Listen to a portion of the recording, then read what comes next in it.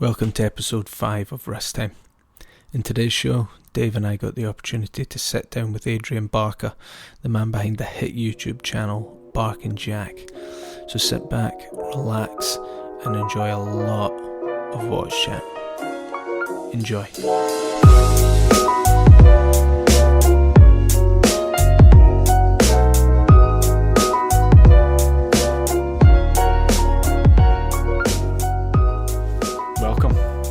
Episode 5.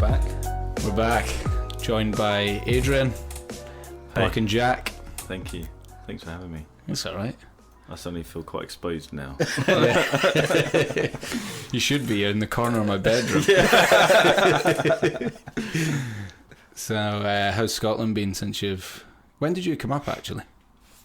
I came up last Friday. I love it. I always love it here. The weather's always great. Yeah, you've been lucky with the weather this week. Yeah, everyone keeps saying that. Week, yeah. Which, if I want to move up here, I feel like I should come up when the weather's not good, so I get like a true understanding. It's still nice. Yeah, it is still nice. Yeah. Did you go to Loch Lomond first, though? Yeah. Did I? Yeah, I did. Yeah. Right. Love it up there. Quite tempted to buy a house up there. Do you just camp when you're there? We stay in like this little log cabin thing, just on the shores. It's really nice. It's cute. What side? If you're driving north, do you go up? Go up left. Ah, right. So you're going up the main, the is it A82, Balloch. Yeah. Balloch, yeah. Or Bollock. No, because I was there. I was at Luss on Saturday that's where that wedding was, right. And it was cracking weather. But they took us round on a bus round to some castle on the other side. I don't know what the name of it is. No idea. But I love it. Big fan of Scotland. Everyone's nicer up here as well. People talk to you. That's really? Yeah, I find people are more pleasant. In London, everyone's just so focused on their own stuff. There is a scary amount of absolute rockets in Glasgow, though. Just mental people. Yeah. Oh yeah. I've seen it.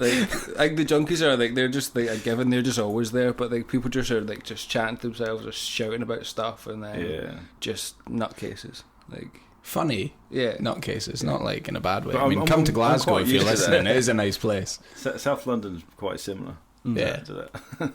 Are you near Wimbledon? No, I'm near Waterloo, so quite Because sensible. one of my mates lives in Wimbledon, and it's nice. It seems very quiet. Yeah, that's quite villagey down. Yeah, it's pretty cool. No, you should definitely move up. That'd be very cool. Yeah. Although you'd probably move up and then hate it and won't go back. Well, I can imagine travelling quite a bit if the channel picks up, and I don't know. I can imagine. Well, if you're living off the channel, then when? Exactly, yeah. You know, could happen. We'll see. If you were to move to Scotland, where would you move to? See, this is the problem. I like city life. I like the hustle and bustle of. I like the atmosphere of being in a city. So that's the benefit of Glasgow is you're literally on the doorstep of the Highlands. Yeah, exactly. So you get the best of both. So Loch Lomond's like half an hour's drive away, 45 minutes. That, but not even that. Even like if I go back up to Oban, it's an hour and a half drive. Yeah. An hour if you're in the car with David. Speed limits all the way. So no, it's pretty cool the fact that you can just 20 minutes outside the city and you're just in amongst all the hills. And it's a good looking city as well. It's really nice. It's got a bad reputation. What do they call it? Stab City. Probably. It's pretty bad. I think at one point it was like the murder capital of Europe. I think in the last couple of years it's definitely like I think the police put a big kind of push on things like knife sort of like on the streets and that sort of stuff as well. So I think it's definitely dropped. It's funny, at the wedding I was at the weekend, a friend of mine is quite high up in the police, and he was saying that their evidence lockers are just full of watches. Literally really? Just full of Rolexes. And so occasionally what they'll do is, apparently the police, you might see them every now and then go into an AD because they go in to find out if it's a real watch, because a lot of the time it's not worth really chasing if it's a fake. There's a big difference between 500 quid and £5,000, Yeah. But he says their evidence lockers are just full of watches. What do they do with them then? Do they just stay in the evidence room? So as far as I'm aware, that's crazy. I don't think they're allowed to take them home if that's what you're getting at. I was wondering, a lot of policemen walking about with Rolexes on. Like if they go to the auction or something, if the case closes, I think so I think eventually they get sold, and I think a lot of the money goes to community, like charities, events, things like that. So the money goes back into the community. That's a lot more morally correct than what I had in Apparently, though, he's got a friend that's in the police in the States. That was a policeman here, is now a policeman in the States. Over there, policemen just get to keep everything eventually. Just take stuff. That's ridiculous. I don't know if they... I mean, correct me if I'm wrong, because there might be some Americans that are listening to this. But from what I gather is... I think if it, over time, once it's not needed, I think they can... It's my understanding. I could very well be very, very wrong on that. Nice. But that would be cool if you could. Put to the job. Yeah. Move to the station with a cop. I know. So, actually first, because we always forget to do this, wristwatch check. Right. Adrian, you're our guest today. What are you wearing? I'm wearing my beloved Explorer 14270 on a leather strap, which I love the leather strap, but I am missing the bracelet now. I do like bracelets. What strap is that again that it came? This is from a chap called Zaid. I'm not pronouncing that right. On Instagram, he's... Let me have a quick look. Zaid Made, at Zaid Made. He sent it to me. I've been talking to him for ages. He makes really nice Fuji leather cases. Will he make them to custom lengths as well? Yeah. He often posts like custom made straps. A couple of... I'll need to check out because it's a comfy strap. It's really nice. He made this watch roll as well, and this leather is the softest leather. Oh, see that? Oh, that's nice. Yeah, the strap's so comfortable. Like it just it's so supple as well, but it still feels like really well made. I'm liking the patina that it's getting. Cause like it's kind of got this light area around the case where it's rubbing, but then it's getting quite dark and battered. It's got a nice colour of like the stitching as well. Yeah, it works well with the Explorer. Yeah, totally. It looks really a lot better than what I thought it would. That's such a grail of mine, especially the smaller 36 has always been a... it's so goddamn nice. For that watch, it's like the perfect size. Yeah. In my opinion, for me, that could be a one watch. I often think that if things went wrong in life and I had to sell everything, I'd quite happily survive just with this one. Yeah.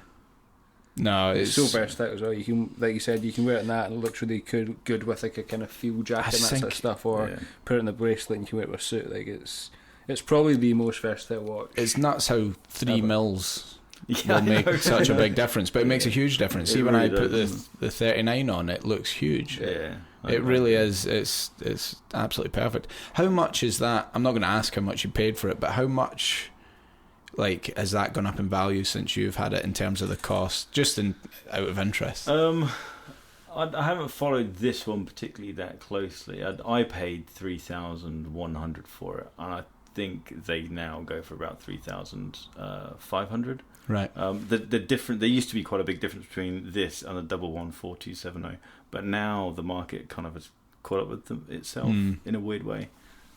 So they haven't grown that much, but the money's safe for sure with them, I think. And as a trend of watches, I think it's getting towards a smaller size. I can imagine these going up quite a bit. Yeah. From there. Yeah. No, it's nice. But I bought it out of all my watches. It was probably the one watch that I bought as. I'm just not going to sell it. It's there. That's a complete lie. I bought it to flip it, but then I came around to the idea that I'm not going to sell it. Have you ever bought a watch not to sell? My Kermit, I didn't buy it to sell it. I always bought it in mind to for the value to go up, because I knew the value would go up. So I bought it as an investment, but I always wanted to keep it. Right. So for me, the idea was we had money in savings. We didn't need it for anything, so let's have some fun with it. So I bought a nice watch. How long did it take to convince the wife? Luckily, I sold my first Rolex, my Explorer 2, the 16570, and I made a little bit of profit on that.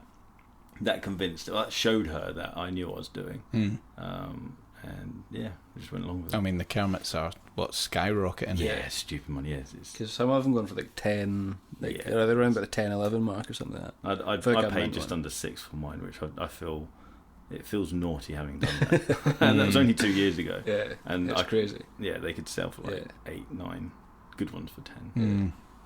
So it's interesting. It's like I had a conversation with my dad about whiskey earlier on. We were talking about some of the Macallan whiskies and talking about the investment in them, and like I was saying how they're running out of the whiskey, like the older stuff they had. I bought a bottle of the 12-year-old just like because it was about £40, and they're running out of it, so I bought a bottle just to keep.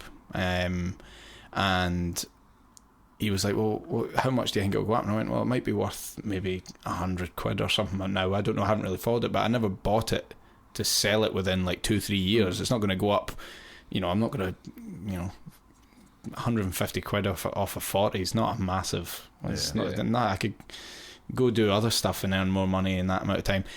I'm thinking more like 20 years from now, when that's all long gone. How much is it going to be worth then? So, if you think in terms of your Kermit, what that'll be like in 20 years' time, as opposed to like just a few years down the line, I mean, it could always be just a bubble, like things like the Daytonas especially. I think it's a bit more relevant with the Daytonas rather than like the Kermit, but there's obviously, it's got to stop somewhere, and it's got to kind of dip, or it's got to kind of, I think it might actually plummet in terms of what these types of watches are going for, especially within that kind of Daytona kind of market. It's hard. Like, I don't think it can drop too much, but... in terms of how you said, though, that you never bought it to sell it, but you knew it was going to go up in value.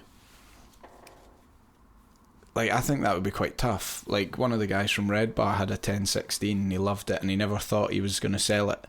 But because the prices started going up, he thought, well, I'm silly to hold on to this, because he wasn't wearing it as much. I feel tempted now, because I think I could sell my Kermit. But would you not be like, if you sold it, like, fuck, I wish I never did that, and that's what I haven't, and I won't sell it. My but original will it stop you mindset, from wearing it, knowing it's going up so much in value? Because it is literally like walking about. I mean, you may as well walk about with like £8,000 in your pocket. Yeah. And the problem is, it's not the quietest of watches. It's not like walking around with an old vintage watch that no one really bats like that. It's green and it's recognisable, and that kind of freaks me out. But also the fact is, I am clumsy as hell, and I've bashed it. It's not in mint condition, and I kind of think if I bought it as an investment, then I should look after it. I take it out to like watch events and stuff because people like to see it, and I also like to have a reason to wear it. But yeah, exactly like what you said. My mindset was, if in 10, 15, 20 years my kids need to then go out and buy a house, or I need to put them through uni, this is going to be an easy way to do that. I think it would certainly be easier to sell it if you had those sort of reasons. Or if I need to move house and I need to raise a bit more cash, and then and equally, I still think it would be tough. It would be horrible. It would be horrible, and I'd certainly be begging for other ways of making money than doing that. Just because I know that this would be worth more in the future. But it's just. I just wish I had enough money where $8,000 was like the equivalent to like a tenner. So it's like, if I lose it, I lose it. It's only $8,000. People have a go at me. That watch was designed for divers and stuff. Like, just wear it and enjoy it. It's like, no, this is my money, guys. Don't tell me how to spend my money. I completely agree with them in that sense. The problem there is the whole luxury side of it that Rolex have gone down. I wish they were still made as tool watches. Me too. That's what I like about this, the Explorer. I think I really want a no date sub. Like, if I prefer the older ones, but I like the idea of buying a brand new sub. I would beat the hell out of it, and I would I think I would be able to zone out the fact that it's 5,000. Was it 5,004? 5-ish. Yeah. I think if I saved up and I bought more money, I'd be able to zone out, and I would just, because I know it's going to just take a beating, and I know I'd buy it never to sell it, because whereas with the older sort of more vintage subs, you're not really going to do that, just because the cost of repairs they can probably withstand it. But yeah, if anything did go wrong with that, then it's going to be a lot harder and probably a lot more expensive to actually get the parts or get it fixed or that type of stuff. There's a Hodinkee talking watches with John Mayer, and he talks about, I think he's wearing like a red sub or something, and he says, I wear this every day and I don't mind if I hit it on the door or something, because that's what it's built for. I mean, he said, you are rich as hell, man. You can afford to go get that fixed if you damage it, or if he just wants another one. It's not exactly. It's not a big issue, you know, when you're talking the level of, you know,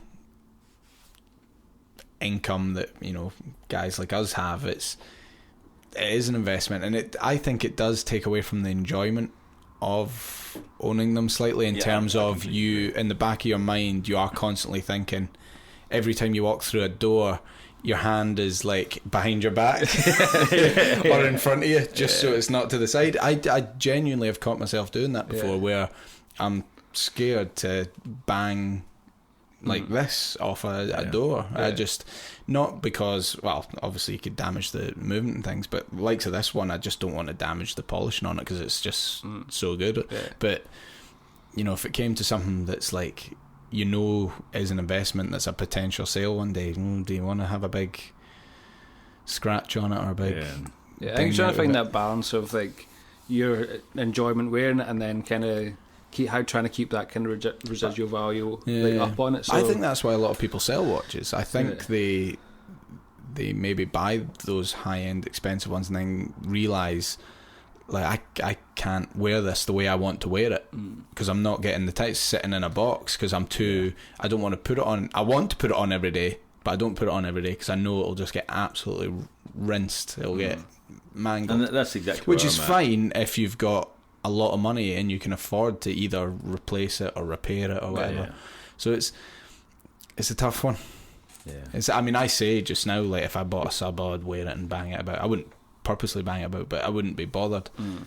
In the back of my mind, when it came to actually handing the money over and having it, I'd probably be like just cuddling it all day. Every day. Imagine if you bought it and then you hit it off a door, like handle or something like that, and then there's a big... Well, they say as soon as you buy a watch, you should just drop it or bang it. Just get the first one out of the way. I was starting to notice this is looking... My Explorer's looking quite scuffed. And I found that liberating, because it was kind of like, I don't have to baby this anymore. I was always going to keep this, but I just don't have to baby it.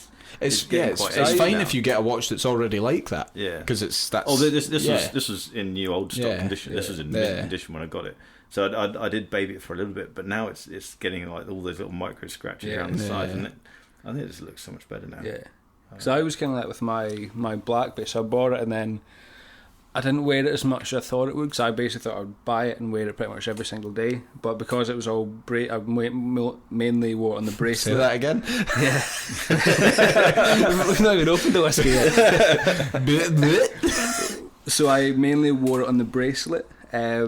And I was always kind of babying it, and like I was even when I was using the mouse on my computer, I was always like kind of lifting my hand up so I wasn't like scratching it. But now I've got I think I must have like forgotten about it for like a couple of weeks, and I've got a couple of scratches like on the back of the bracelet, and there's some dings around the watch, and I was like, I wear it so much more because I know that I don't need to be as careful with it as I used to be. It's quite funny. Our friend Ben got a Black Bay for his 21st birthday, and which was what?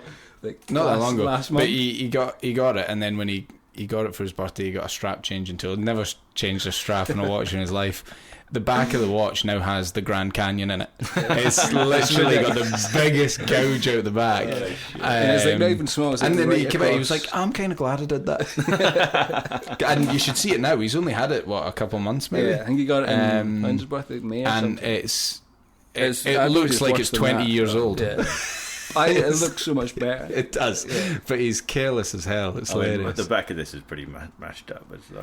No, but I mean, he went like he slipped, taking the bracelet off and just gouged the tool through the. I'm talking like a deep scar. Yeah. It's like you can't polish that out.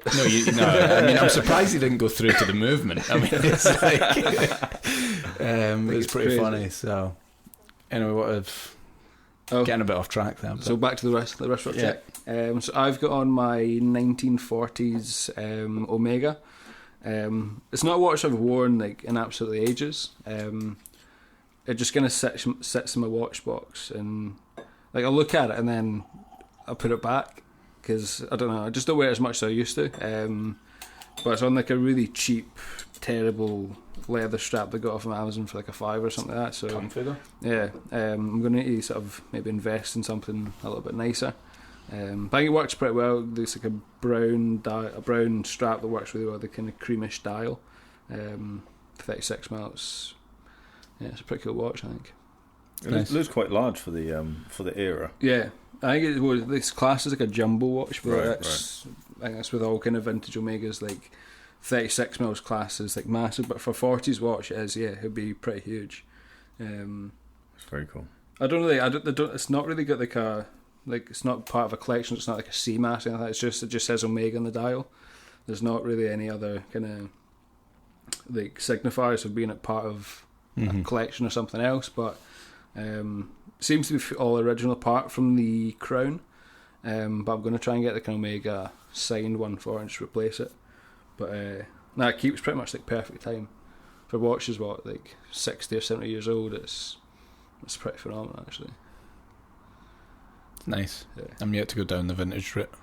Too scared. Well, this is my like first kind of thing into vintage, and it was a complete. I bought it complete when I saw it, and then within a day, I talked myself into buying it, and then bought it like straight away. Yeah, no, I didn't really do much research about it. I just like, oh, that's pretty cool.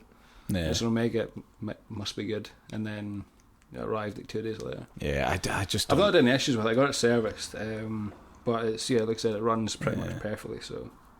I just don't know enough about vintage to like even know where to start in terms of what to look for, what to not, like what traps not to fall into, and so on. My luck, I'd buy something that was turn up and it's I mean, I had no idea if like the hands empty inside been, or something. like I don't know if the hands had been replaced, or because I didn't know what to refer it to. Like there was no reference in terms of this is this reference, so therefore it must have these types of hands. I was like, that looks kind of what Omega might do in the 40s, so therefore I just bought it. But I took it into the Omega boutique in Glasgow here, and I also in Amsterdam Vintage Watches, they had a quick look at it as well, and they were like, it seems to be kind of common in terms of the types of hands. It's like kind of sword hands with like really cool kind of pointed seconds hand. They was like, it's pretty much all original apart from the kind of standard crown. Yeah, that's decent. So I'm probably just really lucky with it, but considering I bought it with no experience whatsoever in terms of vintage or like this type of watch, I'm probably very lucky. Yeah, it's nice. I like it. Yeah, wears well. Yeah, it's a nice size. Yeah, should really wear it more. Yeah. What about you? What you were rocking? Before I talk about it, have a whiskey. How's your Ribena? we can pretend it. I had this before. I don't know. You gotta try some. Go on then. Have you ever had whiskey before? Only snowboarding. It's kind of become a tradition, snowboarding. That was not an answer I was expecting. What? You drink whiskey when you snowboard? Yeah. Mentalist. Don't in this, I just want to try it. Yeah, just pull something there. That'll do. Ooh. Literally just a little bit. I'm still nursing a sketchy stomach.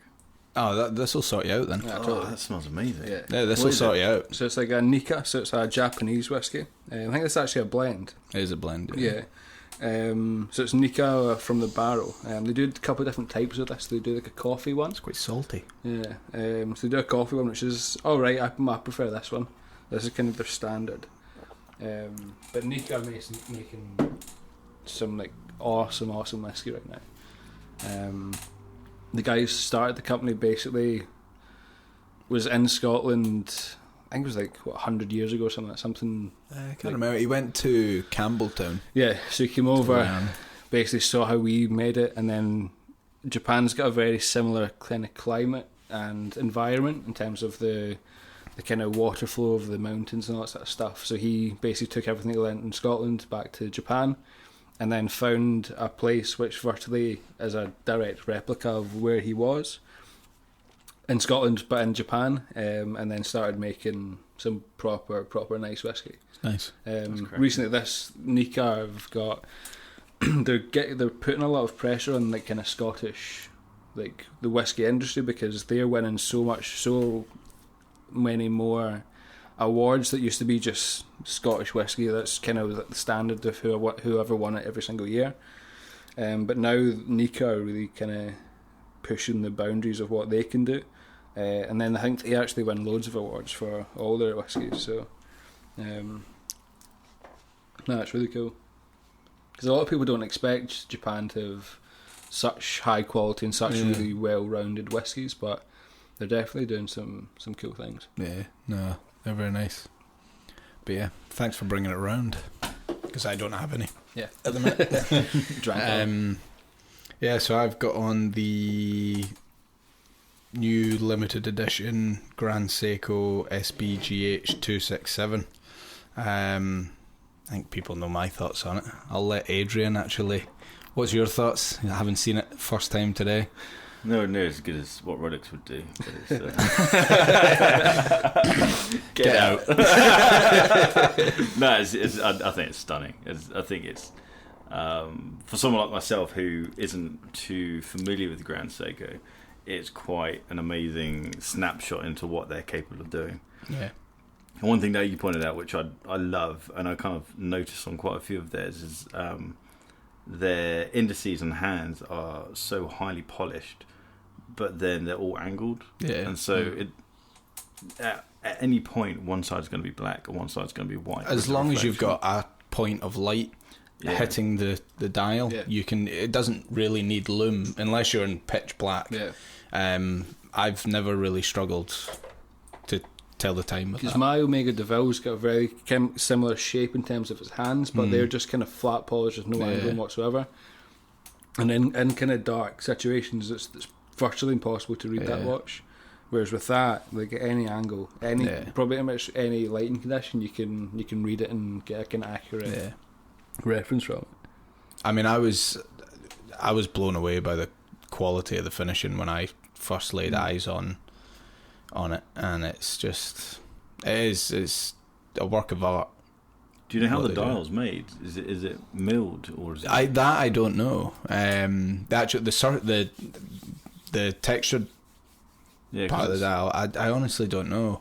That's what I'm hoping to find out at or one of the things I'm hoping to find out at our Grand Seiko event with Red Bar at the end of September. So it'll be interesting to find that out.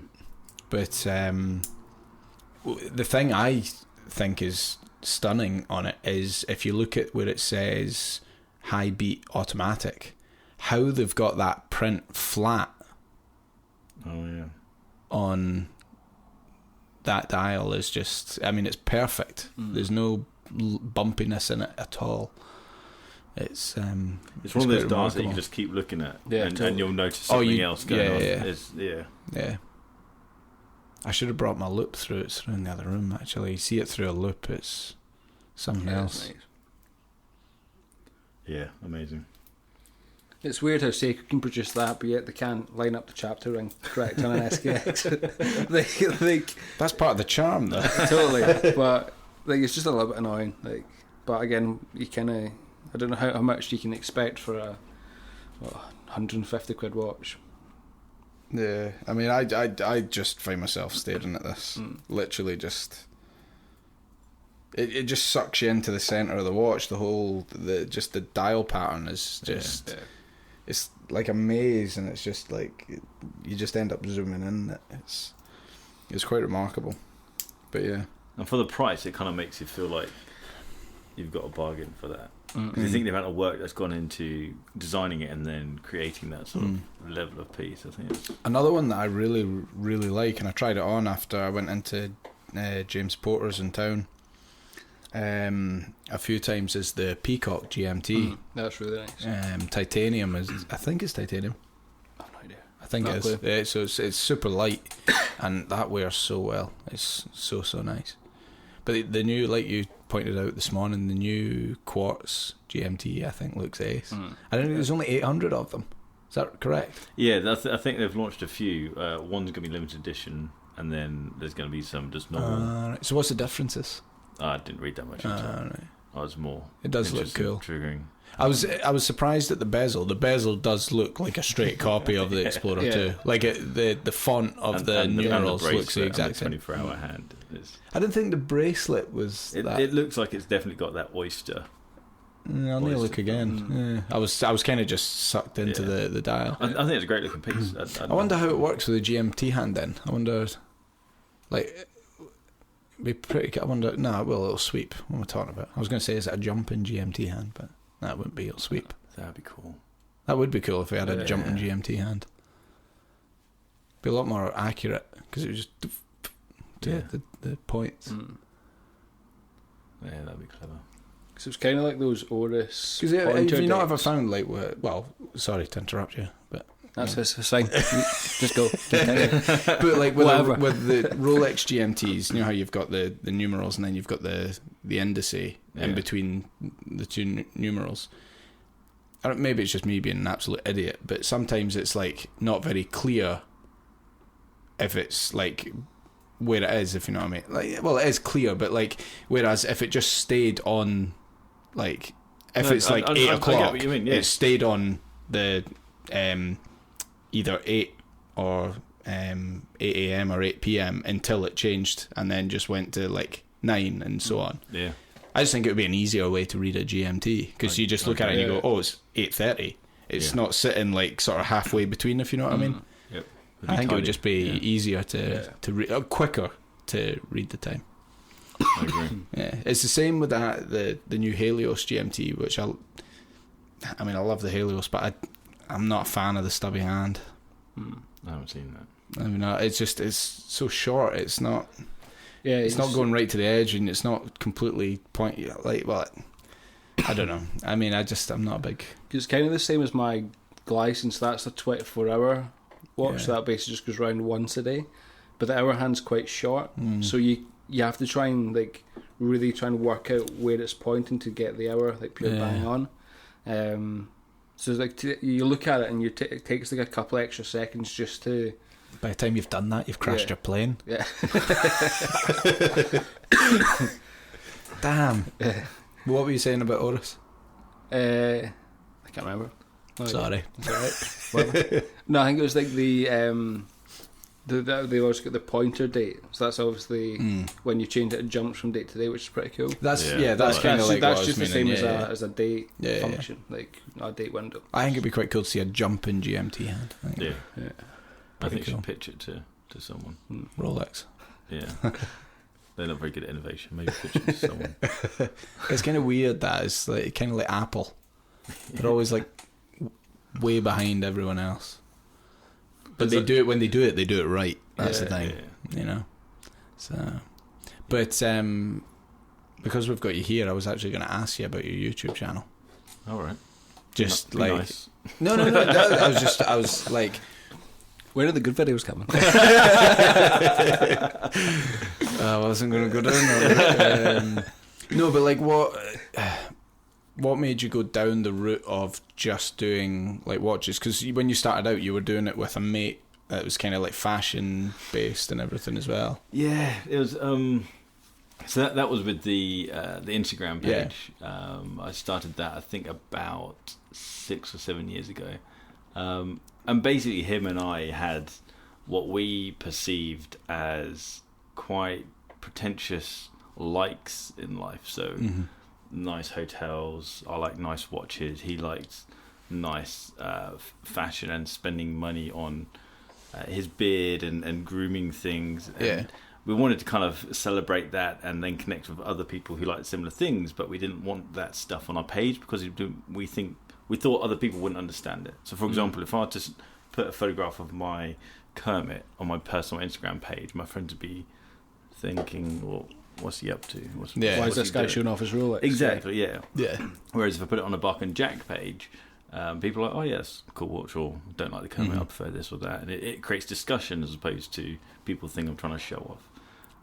Then basically we just got bored of it. We didn't know what we were doing. We didn't have an end goal of what we were trying to do. That was going to be my next question. Was there a goal at the start? There literally wasn't. We had these crazy ideas of maybe people would send us free Rolexes, or I don't know, someone would endorse us for something. We didn't have a clue. We just basically would meet up in London, go for drinks, and just talk about bits and pieces. And had we done it now, then maybe it would be a podcast or something. I don't know. For me, it was more of a bigger passion because it was watches, and I feel really closely to that. Whereas he was just living his life, in a way. He has other bigger things going on. He writes music for film and TV and video games and stuff. So that's kind of his thing. So it just died, and that was it. I left the Instagram page for ages, and then texted him just one day saying, "Do you mind if I use it?" He said, "Yeah, go for it. I'm not doing anything." So I just start posting photographs of watches, just watches, and people start to get involved. So how many followers did you have when you started that up again? Was it a big? Did you have to build it? Because you've got quite a lot now. Yeah. So, that's all very, very recent. I had 1,000, 2,000 followers. Oh, right, okay. So that, all of that stuff's quite recent. So it's kind and of then what made recently. you decide to start up the whole video side of it? Casey Neistat. I've been trolled so hard about that. Had to get that one in there. I don't know what you're talking about. They don't look good. They don't look similar at all. I'm pretty sure he copies me. My whole point about copying people is that nothing is original. There's not anymore. Not anymore. And I feel like no one wakes up one day thinking, I'm going to do this. Yeah. They've taken inspiration from something else and put it together. So Casey, he is absolutely the king of YouTube, and he's an amazing storyteller and incredible videographer and producer. But he's taken influence from somewhere else, and had it not been on YouTube, it would have been on TV. And so he's just changed the medium. Yeah. And quite rightly, he's the king of YouTube, but. But in all seriousness, what made you go down the route basically, of YouTube? I read lots of watch forums like you guys. I'm sure you guys do. But I'm dyslexic, so whenever I write on them, I look really stupid, because if I'm trying to make a point or I'm trying to correct someone, it'll just come across really dumb. Because whenever I want to say something like I wouldn't, I'd forget the NT, so I say I would, or you can't, or it shouldn't, and then I get all that muddled up. Which makes you sound stupid, but I understand what they mean. It just comes out wrong. So is it your wife that writes all your comments on your YouTube channel? Because if it is, she's pretty funny. No, luckily I'm quite open about my dyslexia, and so a lot of the subscribers and followers are quite open, so they tell me when I've cocked up. I kind of wanted to say my bits and pieces. I've always been interested in videography. I've always been interested in that creative side of kind of technology, and so it kind of just made sense. And my wife went away for a week, and I thought, I've got literally got nothing to do. Yeah, let's make a video. So how long have you had the YouTube channel for now? A year this week. Oh, really? Yeah, I've just recorded my anniversary Q&A. Oh, that's awesome. I mean, it's grown stupid fast. It's nuts. But I think... a few things have helped me. Simply the fact that I'm British, and 99% of the watch channels on YouTube are American. So the only other British one I can think of is the Watchfinder, but they are a big, massive company. There's a few guys. Armin, the watch guy. His videos are very in depth. Like I think his videos are great. I love listening to him. You really have to be in the mood though. Yeah. Because there's only picture visuals. It's like it is more of a podcast, so it's hard to watch on YouTube, if you know what I mean. And I understand ours is on YouTube, and I imagine that's the same. Like it's it's all right if you've got it on the background stuff, but normally when you go to put YouTube on, you're expecting a video. But I think it's the level of detail that he goes into, because they're like 30-minute long videos, some of them, if not longer. I agree. No, I would say his are is a pretty good. Not as good as yours, Adrian. Thank you. But I said they're completely different. Exactly. Yeah. I don't know anywhere. I don't try and kid anyone. I'm not a watch expert. I know very, very little about watches. But I think that's part of the appeal. Exactly. I feel like I might be able to connect more with the person who maybe is getting into the watch area or is literally interested in a watch because it looks good and they like the story behind it, as opposed to what material they use for the hairspring or how long the power reserve and how that power reserve comes about. It's I am interested in that stuff, but I think there's not to the same degree. Exactly. I think for your sort of style, it's definitely a lot more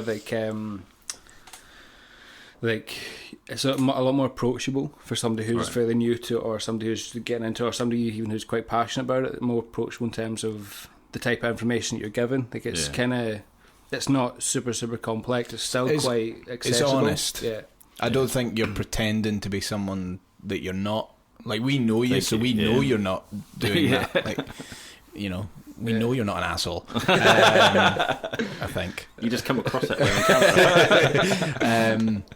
But like, it seems like YouTube is like touch wood. I've not had anything on Instagram like troll wise or any bad comments. I just seem to get really nice comments on Instagram. Sorry, but YouTube is brutal. It really is. I found Facebook is but the same. It must purely be because they're seeing you. Like, it gets very personal when you read the comments. It's like, I had one guy saying, "Why is that? Why do you think it was a good idea to put your face on your channel? You're ugly." Like, I'm married. I'm not here for that. I don't care. Blame your mother. That doesn't come in. But I don't understand how someone spends that time writing that sort of stuff. And like that, did you see the massive comment about the one this morning was hilarious? Yesterday was it? What are your views on swearing on here? Oh no, not that one. Yeah. Oh, so you swear away. They're like calling me country and stuff like that. See, that's that's ridiculous. That's hilarious. I've tried to contact that guy so many times, and every time I create a new Facebook account, he just blocks me straight away. So he's literally just trolling. He's not interested in engaging in conversation. But yeah, Instagram. Instagram's fine. Facebook and YouTube is just full of really upset people. I wonder why that. I don't get it. Like, why that is. It must be because there's a bigger, like, there's the more viewership, so there's more. I think there's just a higher percentage of somebody not liking like what you're doing. I think, but I think it's also like YouTube's kind of renowned for that platform to just say what you want, like, and just comment on something, and so just like kind of impulsive. How do you manage the comments then? Can you manage them without turning them off completely? I have a filter. I don't mind people being angry at me or being offensive to me, but I can't stand people being racist or homophobic.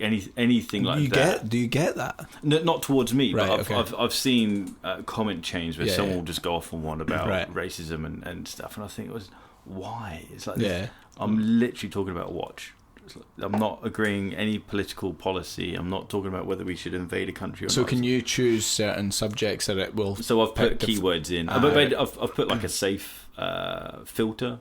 So I have to spend pretty much every morning authorising loads of comments. Because 99% of them are fine. Okay. But if someone's being racist, I think I'm not even going to allow that.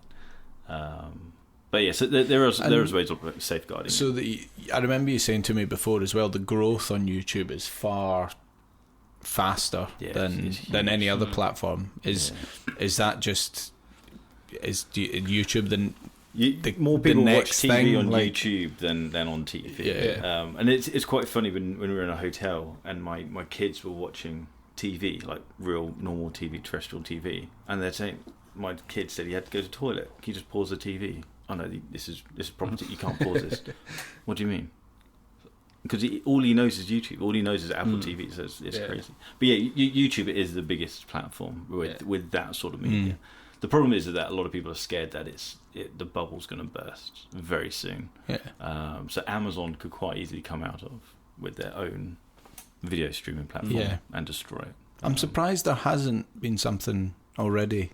Well, there's like Vimeo, but they're more into sort of that's the artsy, the higher end like short film type stuff. Like if it's there's not really a big community base. It's mainly kind of just a person uploading their work rather than a kind of like channel with a genre of that kind of produces the same sort of film or the same sort of videos. What was that platform that came out?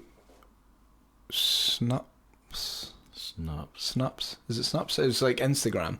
Oh, is it Vero? No. It was like is it called Snaps or something? Yeah, that rings a or bell. something. Did you not start it, or did you not create an account for one? Snaps. You were trying it, testing it, or something. Oh, I've still got it. Is it called Snaps? It's called Snaps. Oh right, okay. Yeah. That's where people like have a collection of things. Yeah. So yeah. I mean, is that taken off or is no? No, I've not used it. I mean, people still add me on there or send messages. I'm sorry if I haven't commented. Shit, there's a few messages. But yeah, and I think the problem is that everyone's so desperate.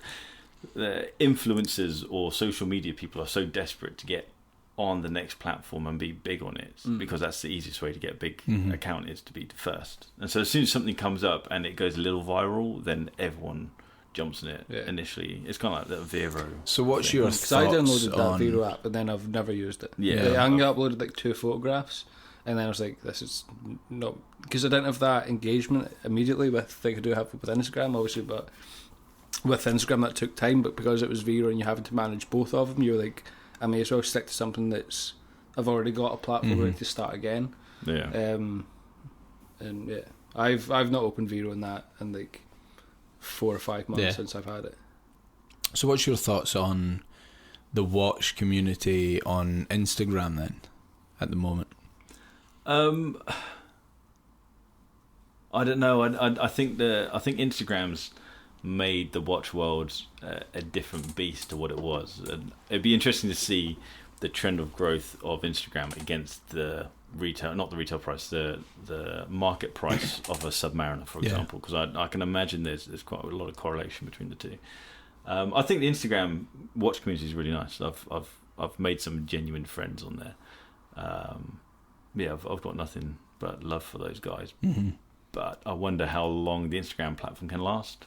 Yeah, because with them trying to monetize everything and put adverts on and stuff, it kind of it's always going to ruin that. Yeah. So I don't know how long it's going to last. And the algorithm changes seem to be every 5 minutes now. Yeah. There's always, like, anytime you open Instagram, there's always something different. They've always added something or changed. Because they had, if you had multiple accounts, they changed it so it was a little bar over the left-hand side, and now they've changed it back to the centre. So it's like they're still trying to play with stuff and find out what works and what's kind of integrated well. But with, I don't know. I mean, I don't know how it even works. I mean, the other day, it might have been last week, I put a post up and it got over 1,000 likes. The next day I put a post up and it was, I think it was like I can't remember what day it was. It was a quiet Instagram day, probably a Sunday or something, and it was like 200 or 300 likes, but it came up saying this post has got 85% more engagement than your other posts, and I'm like, really, Instagram? Does it? Does it? And you're like, how is it? It just makes you think it's just a load of nonsense. No, I completely agree. So I don't know how it's working all that out, and because there has to be some sort of random aspect to it. Because if you work out what the algorithm is, some people just take advantage of that and upload. They put a post up whenever it's most likely to get engagement. Therefore, that channel will grow more than the kind of falsely in a way. So I think there has to be some sort of aspect of randomness to it, but yeah, I mean, I like same with you. I put a post up and it gets 500, 600, 800 likes, and then the next day I'll put something which I would consider as a better photograph, but only gets 200. I feel it just gets 2. You're getting a huge amount of engagement. I do, but see, from day one I've managed the followers. So if, say for instance, I get someone that follows me and doesn't have a photo, I'll block them and then unblock them and give them the opportunity to follow me again to see if it's a legit account. Not once have I ever had someone that's re-followed me again. If we're getting equal amounts of likes. Yeah, if someone follows me and doesn't have any posts and has about 1,000 followers, they instantly get blocked and don't get unblocked. I know because why would you have I know I'm not going to get any engagement out of that account.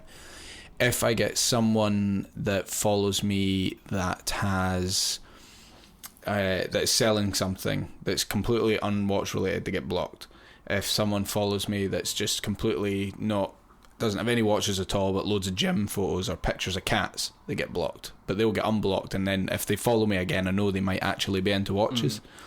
So what you're saying is that your 5,000 followers, every single follower I have ever had, I have gone onto their profile and looked at it. Jeez. Ever since, and every day if I get one, and at the minute it's manageable. It's not unmanageable at that amount. I realise if it keeps growing at this rate it's growing at, eventually that will become unmanageable. But I'm hoping that by that point I'll have a solid sort of foundation of followers, and I think that's why is I don't have any duds accounts on there, and I've managed. I'm sure a few have slipped through, but I think the majority of accounts that follow me are legit people that are into watches. Yeah, that's the main thing that the Instagram algorithm relies on, is the amount of engagement you're getting per photograph or per post, or even things like the comments. And like a lot of watch brands that follow me, that or I have tried to. A lot of them I'll have blocked and then unblocked, because I know they're just following to unfollow. They're not going to engage at all. A lot of brands do that. It really annoys me.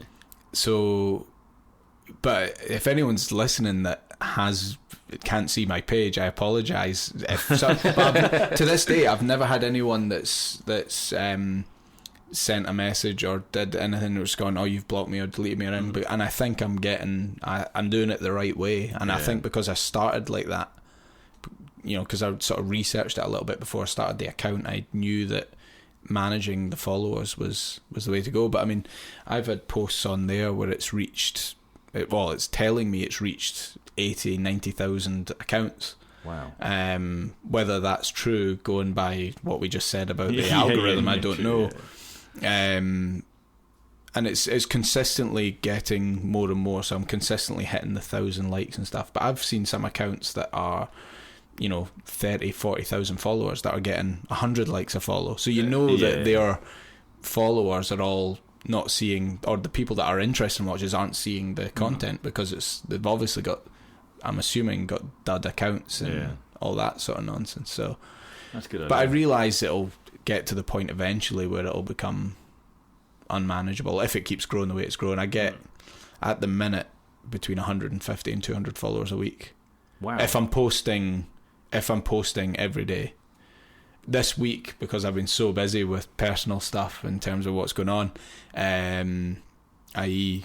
paying for a wedding, I've not posted an awful lot. So that's gone down this week. But if I'm posting consistently, it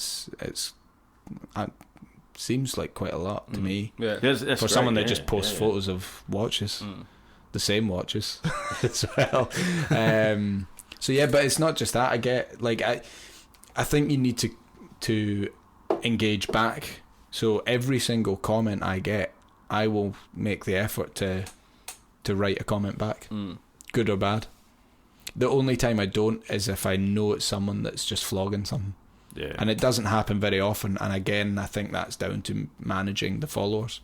Like today, I had a guy that wrote underneath one of my comments, "Are you selling this watch?" And I went onto his page, and there's no watches at all, nothing to do with watches, and it's all just like memes and stuff. So I was like, block. I just it's clearly not. So it's working. It's clearly working. Yeah, you're getting a huge amount of engagement. So it's but it takes up a lot of time. Quite often, Nicole will be sitting in the background, and she'll like, "Get off your bloody phone." If you're wanting to do Instagram properly, it's like a job, and I'm barely a drop in the ocean in terms of people that follow me. Even you've got a lot of you've got a lot of followers, but from what you can see, well, it's nothing. Millions, You know, so it's. But I mean, I've not seen watch accounts with that sort of figure. I think the most I've seen is maybe about 100,000 things. There's like that watch Anish guy who's got about 1 million. But I think, is he not more into the whole fashion side of things now and things? Like, it's more a he's got his lifestyle own- blog than a watch specific. I think his page at least says majority of the photos are watches. Yeah. But pure stupid high end stuff like Jacob and Co. Yeah. And MBNF. I think the key that I've found personally from Instagram is, one, posting consistently. Posting consistently good content, I think, certainly helps. And managing the followers. They're the three. If I had to say to someone about starting an Instagram account, I was like, you need to make sure you're going to be posting good content on a regular basis, and you're managing who the people are that follow you. Because if you're posting photos of watches and you've got people that are following you that are just interested in cats, for some weird reason there's a lot of Instagram accounts out there with just cats on it. It's weird.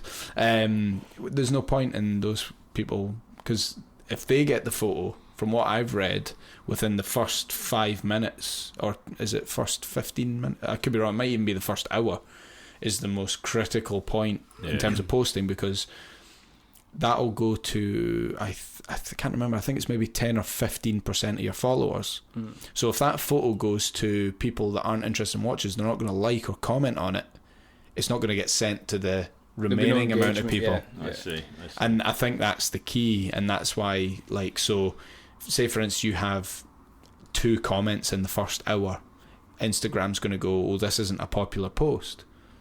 So when I first started out, I was making sure I was commenting back to every comment, you know, writing an honest, not just saying anything for the sake of saying it, actually giving a genuine response. And so instead of having 10 comments, I would have 20, and Instagram would go, oh, this is a popular post, so it's going to push it up the explore page and all that.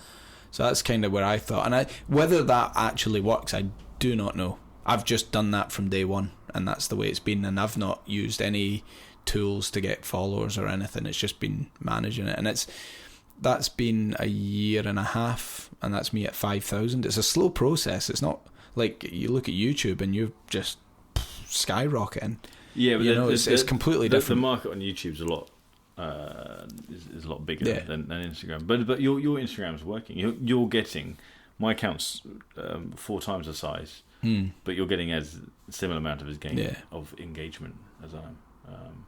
And I'm sitting here annoyed because I know when I see a dud account come through, it's like RussianBrides.com or some crap like that, and I should have been blocking them as they've been coming in. Yeah. See, that's what I've done from day one. And it's, don't get me wrong, there's a lot of people that just don't have the time for it, and I completely understand it. I just don't. If I'm going to do it, is a full-time job. I can't keep on top of my. I think if I couldn't do it with that amount, because it's a lot of work at the minute. My direct messages, I've still got 66 in the unread section. And I've still got all of these here, and I can't keep on top of that. I mean, I love getting the direct, because I get a lot, and like I said, at the minute it's manageable. But if that was double the size, it wouldn't be. You know, it's just about, well, if I wanted to still be getting married soon, it wouldn't be manageable. But the like, it's nice, but the problem is once you start talking to people, direct messaging them, you get a response straight away. Or most of the time you get a response straight away, and then you're engaged in a conversation, so you're expected to keep that going. You can't just start a comment, hey, and then leave it for like 3 days before you go back to it. So it's that must be tough. Like, and the problem is because you're not wanting to let people down, because you're getting to the point now where people, I mean, when I first met you, we recognised you. It was like your first celebrity to ever recognise me. Hey, it's that weird guy from YouTube. I think I had like one video there. But yeah, I think that would be tough. It is, because I know the person on the other end is a nice guy or girl, and I want to engage in them. I want to talk to them about watches. So I feel bad that I haven't responded to the DMs. But I think that's kind of how it is. When actually, no, it isn't. That's a complete cop out. No, I'm good. I've got to remember I'm driving. I know I'm such a lightweight as well. Sorry. But like, so what's the where was I going to go there? Like are you basically hoping that you will eventually be able to make a living from this in some way? The long-term plan, I don't think YouTube's going to create a living, because I don't think the watch market, the watch community is big enough to generate. I think it's not even that it's big enough. I think it's starting to get too saturated. Yeah. And even someone like TGV, who I think he still has the biggest YouTube account at 250,000 subscribers, he's just about making... I mean, I don't know about his personal finances, but according to stat websites, he's making just enough to live on. And he's quite open that he's got other gigs going on as well. So for him, that's not bringing enough. So the plan is to turn it into a business, is to launch NATO straps, which I've got the first one here. Ooh. Annoyingly, it's a bit short. And I have to give up one thing. That's one of the NATO straps. I'm going to turn the whole thing into a business. And the YouTube channel's kind of the gateway to that. The dream is to have a coffee shop and a watch shop as one. No, that'd be cool. Because I like the coffee shop vibe. That would be cool. I'm into that coffee shop vibe. That would be really cool. And somewhere where people can just come and sit down and chat about watches, or just look at watches, and I don't know. It's like a really nice seatbelt. That's exactly what it's called. Seatbelt nylon. Oh, is that what is it? I don't know. Yeah. That's rather than it being good. The first version was quite tough nylon, because my original mindset around the NATO was, let's build the best NATO ever. So I thought, what is the best NATO? It's the strongest. Can you tell us how, like, the process of how you go about getting this done in terms of like starting this up? Or you wanting to, like, feel free if you don't want to say it. No, I'm happy to talk about it. Basically, there are so many factories in the world that make NATO straps, and I've probably contacted 60-70% of them. A lot of them just come across as being completely useless. But I've basically gone around asking everyone for samples, and then I've shortlisted the ones that I've come across as decent. I want them to be timely and have a good product, and then I've worked with this factory to create exactly the right specification to what I wanted it to be. It is short.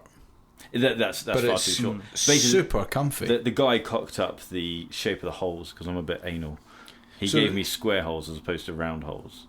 So basically, they make these knowing that they're going to be sold under a different brand. So they are made just for me. So you won't be able to buy that specification anywhere. But like in terms of all the NATO straps they make, or do they sell them as well? Like, could you go to that company and just buy, like, if I wanted to just buy a blue NATO strap? Oh, are they making them for companies to sell? Correct. Yeah. So basically, my first order, I'm going to have to order something like 1,000 straps, and that's like their minimum order. Oh, right, okay. It's the hardware on it's solid. Like, it's the nearest I've seen to that is the similar to the Toxic NATO one. That's Toxic NATO. That's the nearest I've seen in terms of like hardware quality.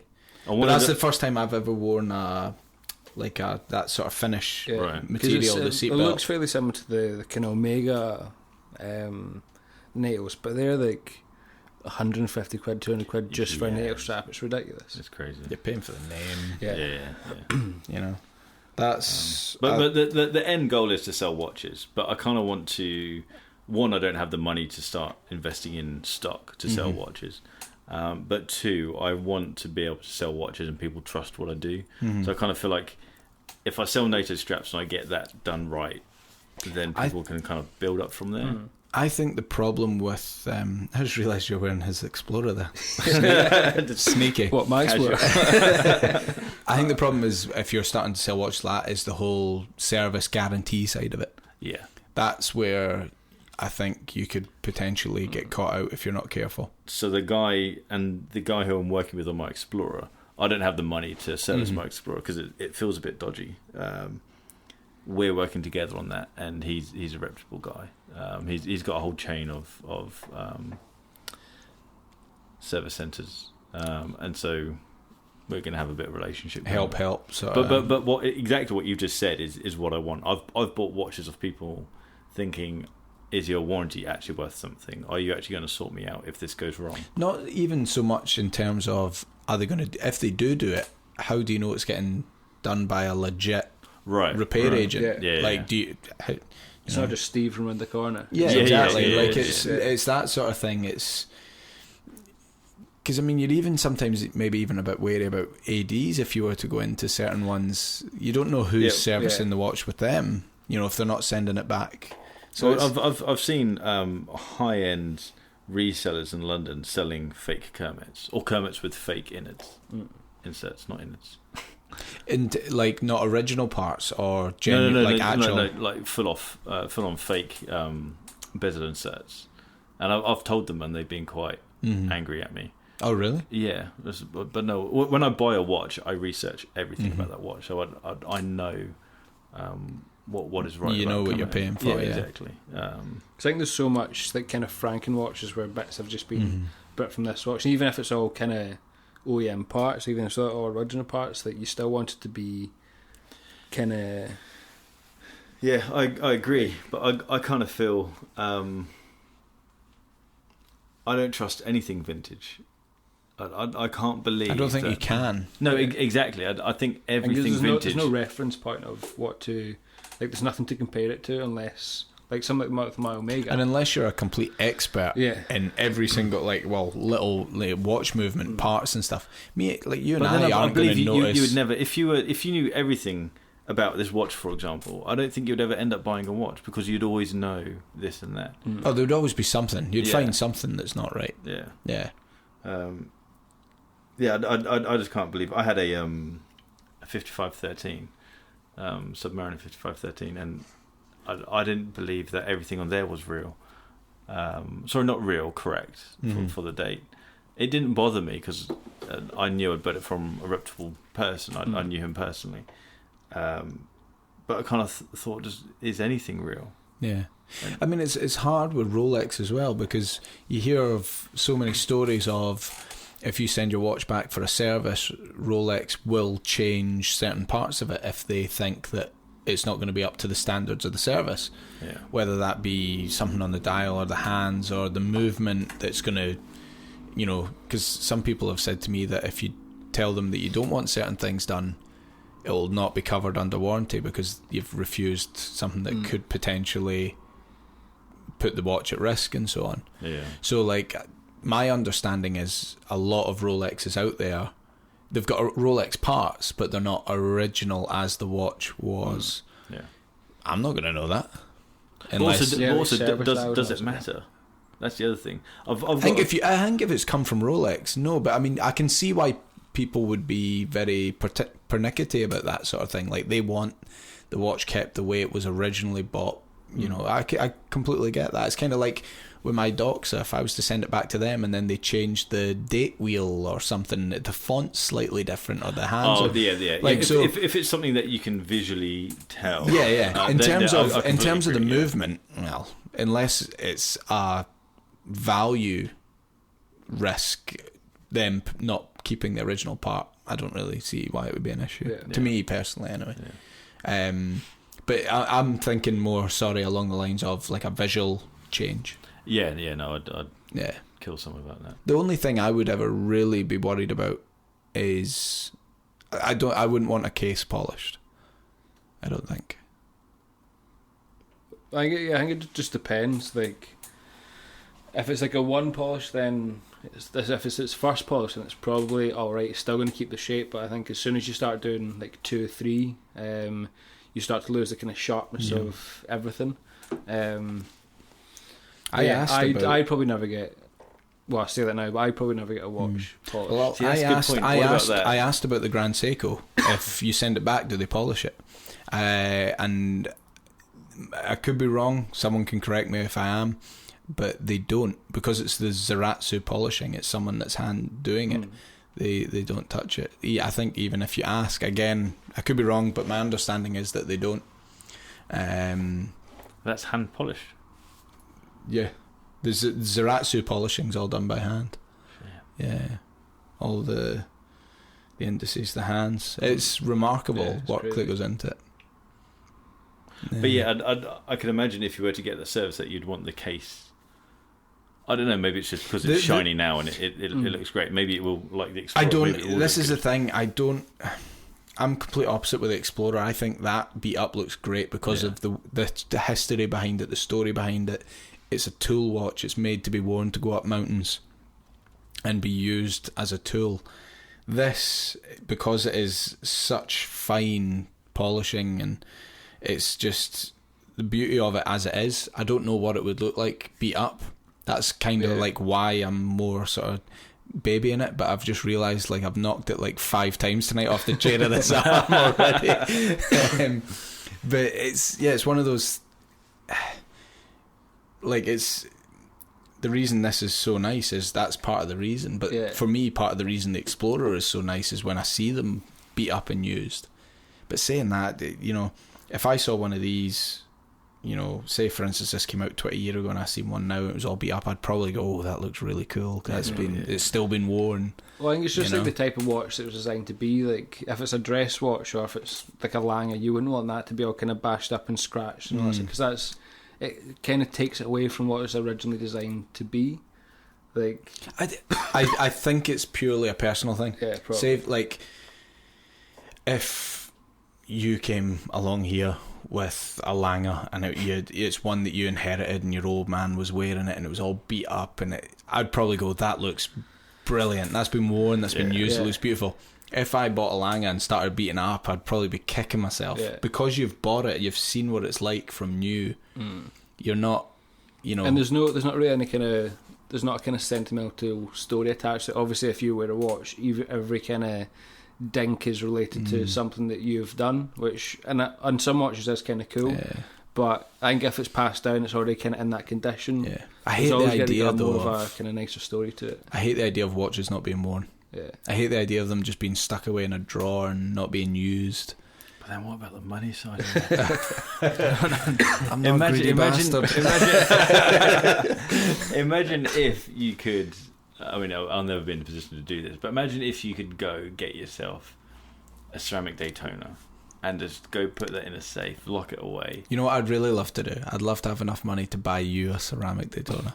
I'll fucking love that as well. I would love to have enough money to buy my friends. But to then get that out of the safe Daytonas in 20 years' time and it's still in that little plastic transit box. Yeah.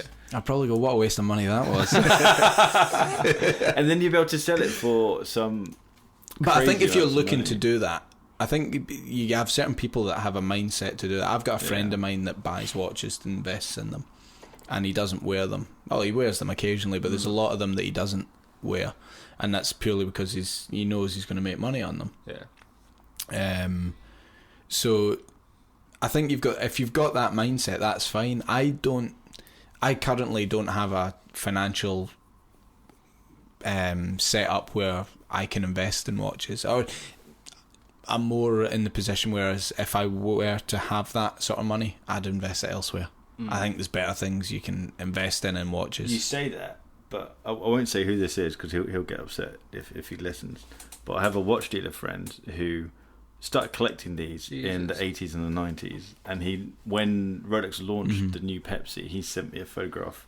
And this is just one of his drawers in his safe of Pepsis. And he just bought them because he thought they were good-looking watches. Now, how many is there? 12? Like 1, 2, 3, 4... Yeah, about 12. And this is just one of many drawers it'd be interesting to know how much he's paid for them and how much he would make if he were to sell them now over the period of time that he's had them all. They're maxi...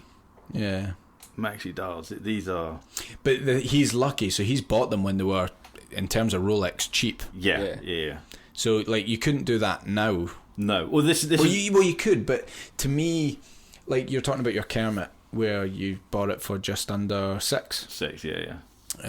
You sell it now, you might get 10. I'd sell it for more about than 8.5, 9. Yeah. Like you're talking 10 at a max. Really good at the ceiling, you're talking 10. To me, how long have you had that? Just under 2 years. To me, that's not a massive invest. Like, I don't want to sound poncy, right? 2,000. It's a lot of money. Don't get me wrong, but I think you could invest that money over on something else and get a bigger return over. If I've gone down this route so many times. I used to invest in shares. I used to play around with shares, and then I went on to foreign exchange, playing around with currencies. And to get something that creates a return of roughly 25% per year and enjoy it, I think that's quite hard. Well, that's I'd say if I had enough money to go into property, then that's what I was gonna. I'd rock my SKX and I was gonna say if investment for joy, that's and that was kind of the thing that swung it for me. But you nailed it on the head there. No one says that. That's the first time I've ever really said that. In terms of, if I'm thinking about it, I was going to say you could easily save up that extra 6,000, put that down in a deposit on a house. You'll make a hell of a lot more profit. Well, if you get lucky in terms of market wise, anyway. But in terms of joy, there's probably not whiskey and watches. If you want to play about with money and make a little bit of money while you're doing it, whiskey and watches. Yeah. Well, that was it. I was literally trading shares, and I was enjoying it. I would tell people that my hobby was making money, and I had a couple of good weekends, and then I had a couple of really bad weekends. But it kind of came to the point of I could put this money in something that I enjoy. I didn't realise the Gmt was going to go up in that much value. I knew it was going to go up, but I didn't go. But the whole point was I could have something, wear it and enjoy it, as opposed to have a number on a computer screen, and that was it. And it kind of shows you something physical for what you've paid. Like it's that kind of, you've got a physical thing that you can own, and it's not just, like you said, it's not just a little. How does spreadsheet that affect you when you're wearing that in London? Wearing that watch when you're out and about. You said on the something street. earlier that I absolutely connect with. It's like enjoying your about, watch. Right, I get annoyed that I can't walk around, certainly in South London, and wear a watch like that I rightly own. I worked hard to get that. It is my watch, and I can't wear it and just enjoy it as is. I have to think. You can't enjoy it like you can enjoy your SKX. You don't. I bet you don't walk about London and worry about your SKX. No. But that's it. And equally, I don't worry about my Explorer. No one's going to think. No. My wife thinks it's a Seiko. She literally it doesn't look like a Rolex. So I get annoyed that I can't enjoy the Gmt as I should, and that's kind of one of what I think might be something nice about moving up to Glasgow or Scotland. Would be I could walk around. I'd like to think I could walk around and people wouldn't recognise it. You enjoy it when you're in your house. Yeah, I do. Well, that's it. Whenever this is great. It's a shame I can't show anyone. I take most of my Gmt shots at my home, which is lucky because the place where I store the watch is because I have it in like a bank. It's like you see in the movie. Yeah, and you pull out a little drawer. But it's one of the things that I've bought and I can't enjoy to its fullest. I know. Because the reason why you got the Explorer was something happened with your 5513 or something like that. Or... Yeah, I think I don't like watching my videos back again because it makes me cringe. But I get a lot of comments on a video that I'm movie star. Well, no, because I hate the sound of my voice, and also when I'm editing, I say things, and sometimes I come across as a real pompous twat, and I think that's not me. Well, it might be me. Maybe I'm just saying a true representation. No, it's you. But yeah, I was the closest I've ever been mugged was when I had my 5513 on. So what happened with that? Do you mind sharing that? No, of course, yeah. I literally just got off the tube and I'd walking down one of the roads to Sainsbury's, and there were guys on mopeds. Three guys on two mopeds. They're fully covered up, couldn't see anything apart from their eyes, and they're obviously going off. There are loads of gangs around where I live, gangs in London everywhere, and they're just weaving in and out of people. There's one of those things in my head where I think I could just push them off and that'd be really satisfying, but then I get stabbed. And then they stopped right next to me, and then I thought that's fine because I can walk away from guys on mopeds quite easily, and there's only three of them, and clearly I'm quite hench, so I could be one. You are a lot more muscular in real life than you are in the videos. But the thing that freaked me out was suddenly, as soon as they stopped, it felt like people just appeared from nowhere, and I was then had like 10 people around me, And literally, I just. So what were they doing? Were they eyeing you up, looking to see if you had anything expensive on you? One guy had his hand on my arm, really? and they're just, well, I just want to talk to you. Just want to talk to you. It's like, no, you literally don't want to talk to me. You want to get whatever's on me. And were there other people about? And oh yeah, but it's London. They don't care. The problem is that it's so easy to get stabbed in London that people just won't get involved. You could be dead on the floor and no one will give a shit. That's quite scary. It is. Yeah. It's pretty messed up. And how did so what happened? Did they eventually just? I legged it into Sainsbury's. I was literally like where your door is at, right? Like 3 meters away. I just legged it into Sainsbury's. Took my watch off. I didn't know if they'd seen my watch, but that would have been. I looked like a target. I had like a nice tailored jacket on. I had chinos and everything. So I looked like I had. I don't have money, but I looked like I had. Yeah. Legged into Sainsbury's. Put my watch in my sock. I just kept on going around in circles. A few of them followed me in. And then I don't know how I lost them, but I just went round in circles. And it's quite funny because my wife follows me on Find My iPhone app to see when to get my dinner ready because she's housewife and everything. And she could see and she called me saying like, "What are you doing? You're walking around in circles." She'd seen me walking around different blocks and circles and stuff. But that wasn't the sole reason I sold the 5513. It was a vintage watch. And I wanted an everyday watch, and you can't. For me, I couldn't have a vintage watch every day. It's got acrylic glass, and it's that scratches like anything.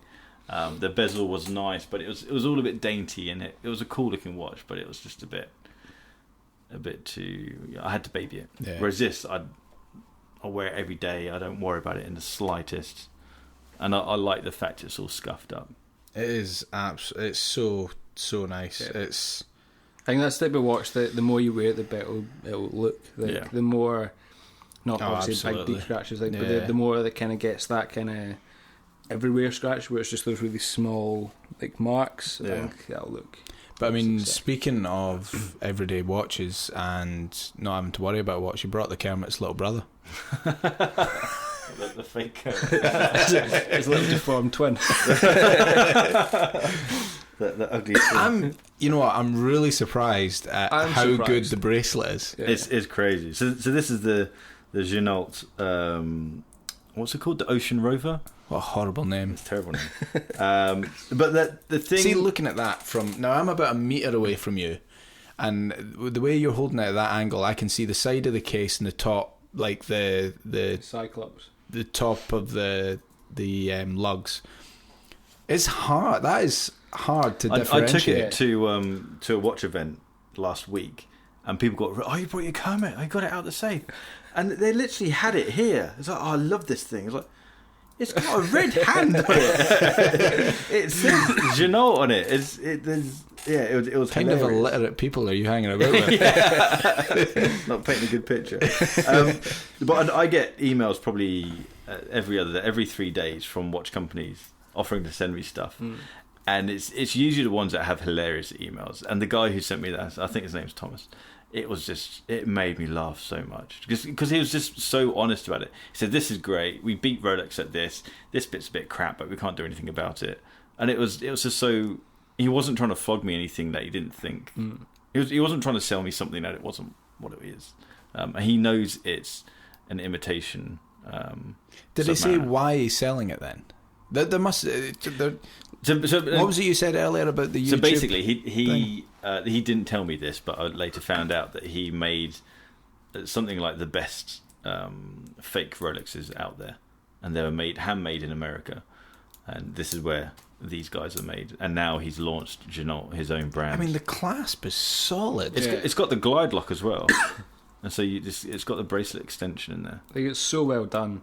It's scary how good it is. Odd. That side, yes. So just pull it down and then out again. Fucking hell! It's nuts, isn't it? And embarrassingly, I've only worn it once because I don't know if there's a snobbish side of me that feels bad about it or it's a moral thing, but I couldn't wear it for quite a long time.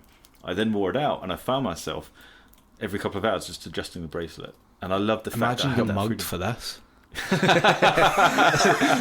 They'd put it in the jacket and get home and be like, "Oh fuck." I mean, it's really quite scary There was a guy on the tube who had a genuine Rolex, and I had to put my hand in my pocket because I felt bad. I mean, you can see it's not the same when you look at it closely. You see it's not the same. But if someone walked past you in the street with that, glancing at that, you would say, "Oh, he's got a Kermit." Yeah. The green's not the same, but it's a nice green. It is. I'm not a fan nice of the green. hands. No, I'm not. Not a fan of the hands are a big giveaway. Yeah. It's the bracelet for me that does it. Yeah. I think the bracelet's again and it's the best like part you to said. watch. It's quite annoying. It's the fact that that's actually quite comfy. Yeah. And turn the bezel. The bezel's got a really good. Yeah. It feels well engineered. So I tried on the Omega Seamaster 300 recently. It makes the trilogy one, and that bezel on it's horrific. That's got a better bezel than the Omega Seamaster. The thing is, it makes you think: how hard is it to make a watch? If people are being able to do this level of quality, but I imagine the engineering that's gone into it is a lot. Because you were saying he's already got all the machinery and stuff for it anyway. It's the fact that it's a copy. Yeah. You know, it's the fact that so why doesn't this guy put his time and effort into making his own design? He can clearly make the quality. He's clearly got the quality there. So why don't you make your own watch? But that means creativity. It's greed. He knows that will make money because people are going to go, oh, that's a Rolex rip-off. But will it? Because this is $1,200. That is a lot of money. Yeah. That's a lot of money for you to spend on something that isn't something. But someone that's not a watch collector would go, ooh, 1,000 rather than 600 for a Rolex that, you know. That's the same price as an Oris Diver 65. But I would say the people that are buying this don't know what a Diver 65 are. That's a fair point. I would say the people that are buying these types of watches are people that aren't collectors. Yeah. But then if you're going to... Yeah, no, I agree. But I kind of think if you're the type of person who wants a Submariner and has £1,200...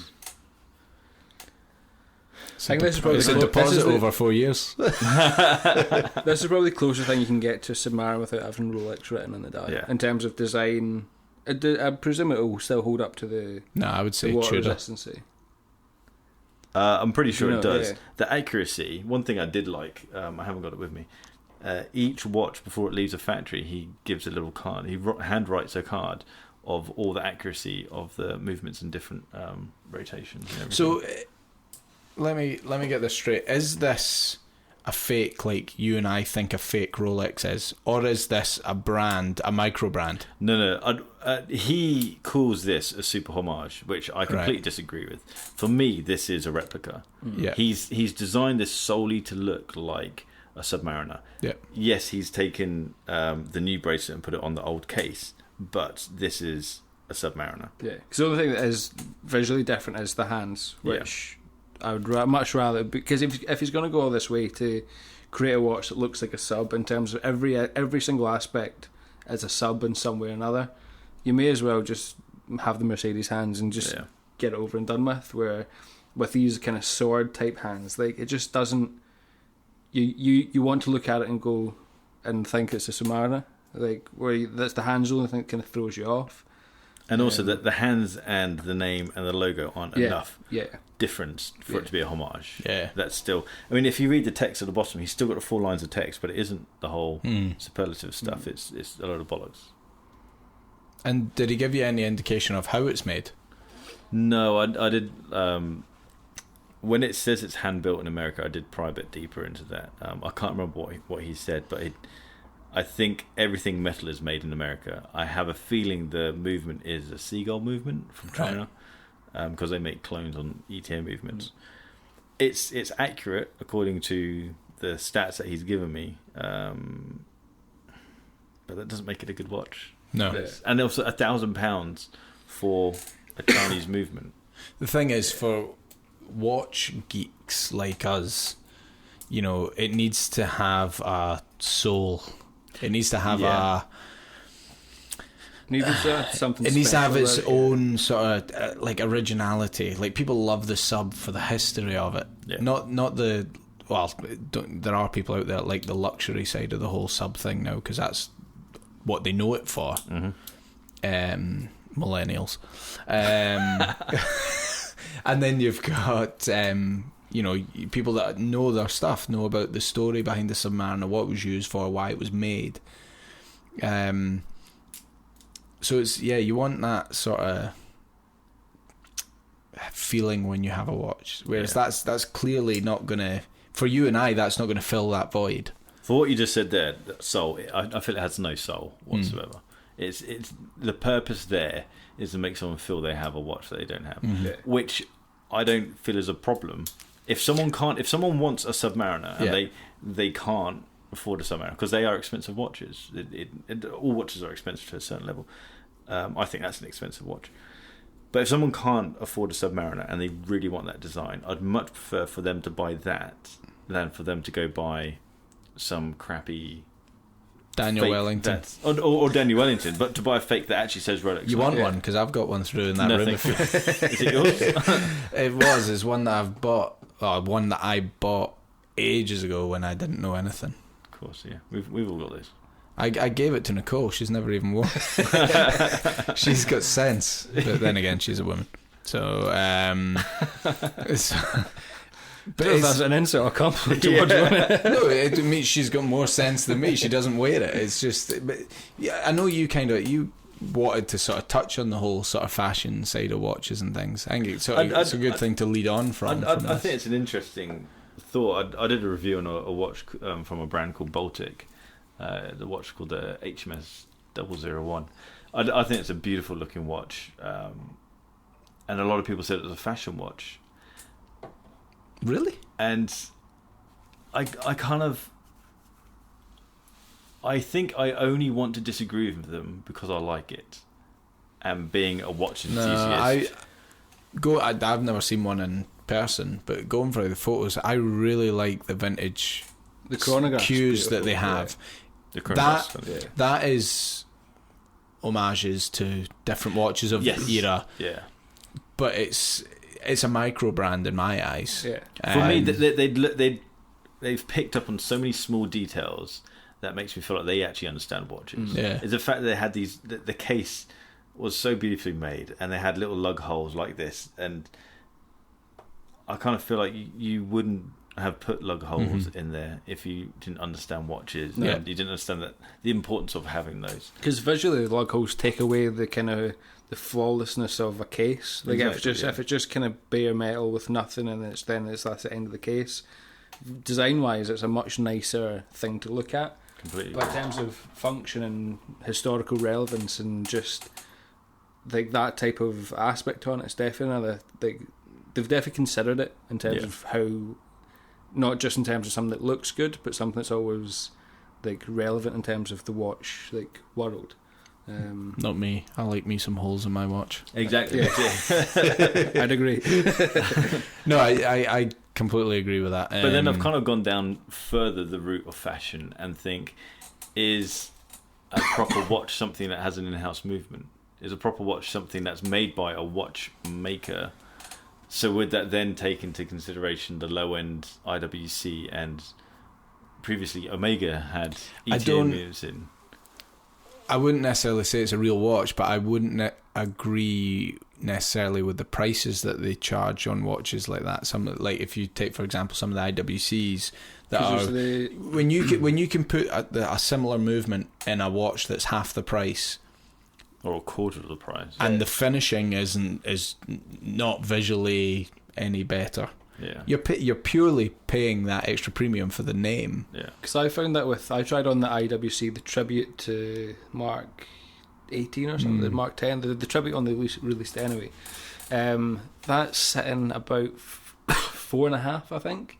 And it's a Slàinte, standard Slàinte movement that's in it. I was like, that's mad. I think that's nuts. And for me, there's no difference between that and Baltic. Yeah, I can't remember what movement they had in the Baltic. I think it was a Slàinte. Yeah, it was a Slàinte. Yeah. There's no difference between that. They're both great looking watches, beautiful looking watches. I guess the difference with IWC is that they own that design, that they have the history of that design.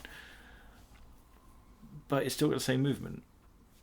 It's weird. weird. You've got the same amount of work's gone in. I don't know how much IWC have adjusted the Slàinte movement, but I kind of feel if people can call Baltic a fashion brand, then surely there must be. I would say the nearest true watch brand that I would say is, you could maybe say is nearest to, or make watches as close to what you would class as fashion brands, I would say is Tag at the minute. Yes. Yeah. So I mean, some of their watches, I'd say there's loads. There's stores in the arcade that have massive big Tag window. Every AD that you go into pretty much has a Tag bay. Yeah. They obviously invest in so much money. Yeah.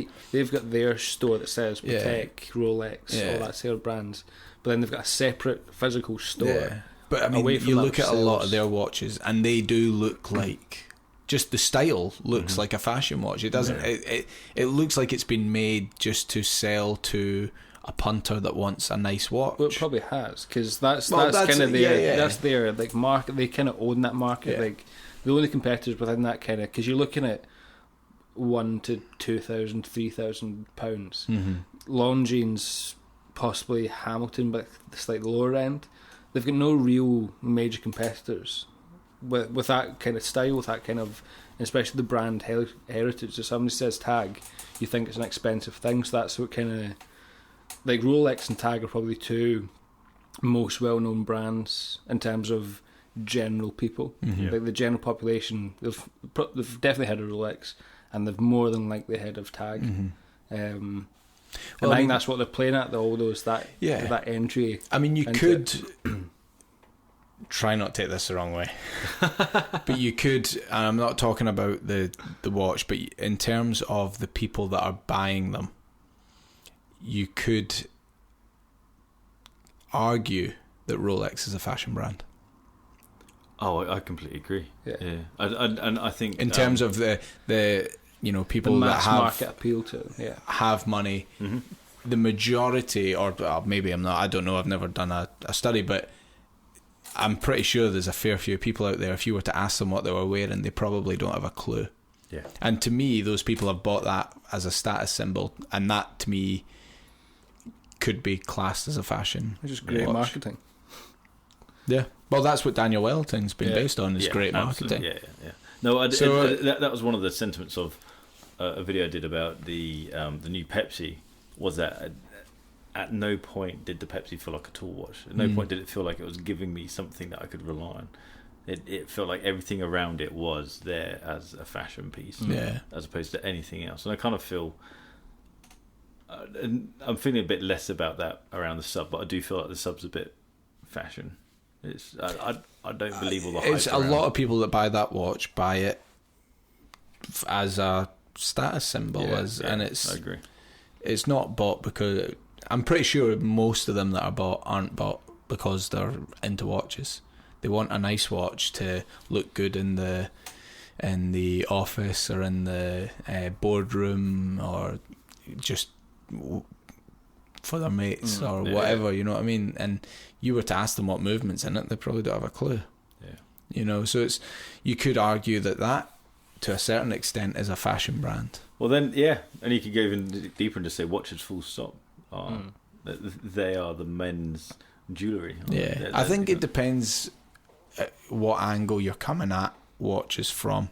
Like, if you're coming from like a serious collector that's into the history of them and things, there's going to be a lot of them that aren't. Well, I think it just depends like how much you actually put into it. So if you buy a Rolex just because you've got £6,000 kicking around and you want it as a status symbol, that can then lead you on to becoming a watch collector. Like, obviously people start at different price points, so depending on how comfortable they are, like financially, they can buy a brand new sub as their first good watch, and then from there they go, oh, this is actually quite cool. Then they'll do more research, and they'll do more kind of research into how it's made and why Rolex are so prestigious, and then that from there can take into the watch world. So I think it just depends, not just if you want to watch because it's cool or not, but how far you take it afterwards you buy that. If you buy it and just wear it and then not think about it, then I kind of get where you're coming from. But if you buy it and then do kind of more thinking about it in terms of how it's made and that sort of stuff, then that will definitely get you a bit deeper into it. I mean, it's easy done. It's contagious. It's certainly contagious. Yeah. The amount of people that we know that have just through us posting photos all the time and talking about it, they've been like, oh, you know, what would be good first watch to get? Because my first proper watch was that Omega DeVille that I got for my 21st. Then it was purely from that watch there that was like because I thought it was just I bought it because I like Omega. It's quite a cool brand. I like the name. But that's quite a high watch to go in on. Yeah, it gets kind of my point with you buying a sub. You buy it because of the brand. I think it's probably because of the brand predominantly that pushes you more towards certain ones. Because I was looking at things like Frederick Constance, and I think there's a couple of Longines in the mix as well. But I went for Omega because it was an Omega, and then I didn't really know anything. I didn't really do much research. It was purely visually in terms of I liked how it looked, and then from there it led me on to researching more into what goes into that watch and what goes into more of that brand, and then the watch world as a whole. No, that was the same with me. And like I've said to you before, if I went back to buy my first watch now, knowing what I know now, it wouldn't have been the Hamilton Day-Date. Just purely, it's a nice watch, but at the time I was like, oh, that's really nice, it's shiny, it's got a day and a date, and it's the seconds hand is so smooth. And I'm like, now I'm like comparing that to like this Grand Seiko I've got on, which is the complete opposite, and I'm like, oh, now that is smooth. So it's like, you know what to look out for. Like I'm pretty sure, I'd be pretty safe to say, I think, that if I was to bet on it, that DeVille wouldn't be the first watch you'd buy now if you knew what you knew then when you were getting it. Removing my sentimental attachment to it, then probably not. Take all of that out of account. I love because I bought that watch, and it's a dress watch. It's kind of as dressy as it comes, apart from removing the date, and then it's pretty much the ultimate dress watch in terms of visuals. But I wore that watch every day for about 9 months, and I had it on a NATO strap. I had it on literally anything what you're not meant to do with a dress watch, and I wore it. It's pure beat to hell, but taking outside my personal experience I had with it, then I think it's definitely a lot tougher, because personally I think that watch is a bit more refined than something like the Hamilton Day-Date. So no, forget anything like that. Forget any watch that you currently own, other than if you know what you know now in terms of what you look out for in a watch and the style of watches that you're into. I don't think you would have appreciate what you have now. I don't know. Like, it's the same thing. That Hamilton, I'll never get rid of, because that was the first watch I bought with my own money. But I know personally now, if I had the knowledge that I have now, I probably wouldn't have even looked at that watch. I might have looked at Hamilton, but I probably would have looked at the Khaki or the Khaki King, purely from a size point of view. At the time, I never even picked up on the lug to lug size, but now the first thing I look at when I look at watches is the lug to lug, tip to tip length. To me, when I look down on a watch, I don't want those lugs hanging over my wrist when I look down on it. So that's because some watches can be 42 mil and be well within wrist size. Some can be well over it. So to me, that's the most important thing. So knowing what I know now, I know that wouldn't have been a watch that I would have looked at. I think thinking about it, I would have still probably chosen the DeVille. Like, I think in terms of the versatility that I got from it, like, obviously it's quite a punchy watch. Knowing what you know now in terms of the watches that you've bought now, I don't think you would have. I don't think you would have gone for a dress watch. I don't know. It's definitely a tough one. Like, I don't know if I can't detach myself from the sentimental aspect of that watch. The only one that I've tried on, which is probably roughly around about the same sort of price point, that I'm thinking this is probably one watch you can just have, and then I think if I did get this one, it might not have led me on the same path, because with a dress watch I was like, it's cool and you can dress it up and you can dress it down, but it's not as versatile as something else. Is the Black Bay 36. Like, I think that's probably one of the most best value, everyday, any situation, most versatile watch you can buy. Like, stick it with a suit on the bracelet, looks awesome. Stick it on that camel strap that used to come with, looks awesome. Yeah. And you can wear it with everything, and it's so discreet, it's so easy to wear. That would probably be a very close contender with, in terms of price point and just general wearability. But I'm still sticking with I'd buy the DeVoe. Totally. What about you? Would you, knowing what you know now? At what point are we talking about a point of like first let's say first air quotes proper watch, mechanical, what you would class as a watch? If the first one you ever got, would it be the same now? If you knew the level of knowledge that you've got now, would it be the same? So don't judge me too much, but my sister-in-law worked for Gucci, and up until that point I'd only ever worn Seikos and Citizens, and at the time I had 2 Citizen chronographs, which I loved. I thought they were awesome. And she basically, when Gucci have a sample sale, you can buy their stuff for just stupid. I've got some really ridiculous like clothes that like really high end Hermes like belts are worth £1,000. I bought them for like 50 quid. And I bought this £1,500 Gucci watch for 190 quid, which at the time I didn't know anything about it. I thought it was a good looking watch. It was quite dressy. Had a black dial with gold. It sounds horrendous. It was horrendous. A black dial with gold subdials. The tachymeter was in black with the gold text around the outside, and had a nice brown. I think it was a camel. Calfskin. Sorry, leather strap. And when I got it, that was my first automatic watch. And up until then, I thought automatic was a load of crap because it wasn't as accurate as my Citizens, and I wasn't interested in luxury watches because I thought you're just paying for a name. My Citizen can shit on any Rolex, and dickheads buy Rolexes. That's kind of like my idea.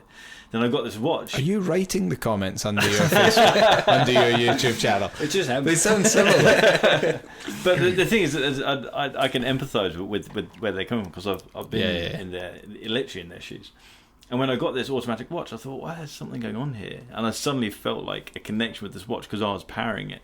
And I love the fact that it was just cogs in there that was powering this whole chronograph, literally off motion. I thought it was quite amazing. So then I researched the watch, and that's when I started to get properly into the geeky side of watches. And I found it had an ETA movement inside, one of their cheaper ETA movements, but it had an ETA movement.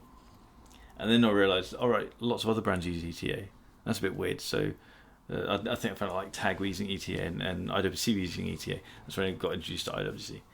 I very quickly sold that watch for quite a good profit, sold all my watches, and then that's when the kind of balls started rolling to buy my first watch. So I kind of classed my first luxury watch as my Explorer, but I feel like it was a very educated buy because I knew every price point I'd got to, I'd researched everything. So I'd started off with Hamilton. Right. And I got to Hamilton and I thought I don't need a watch. I've got my phone, it tells the time, let's push a bit more. Then I got into like the TAG range. I thought actually I don't like TAG. So then I got into Omega, then I hit Rolex. Well, that's a lie. I got into Omega and I thought, what could I afford at Rolex? And I tried to get a Submariner for $3,000 and I couldn't get a Submariner for $3,000. And then I got my Explorer. I mean, probably an easier... I would change that purchase, say. I mean, put it an easier way. If I was to rate that watch I bought it was like £700 or something.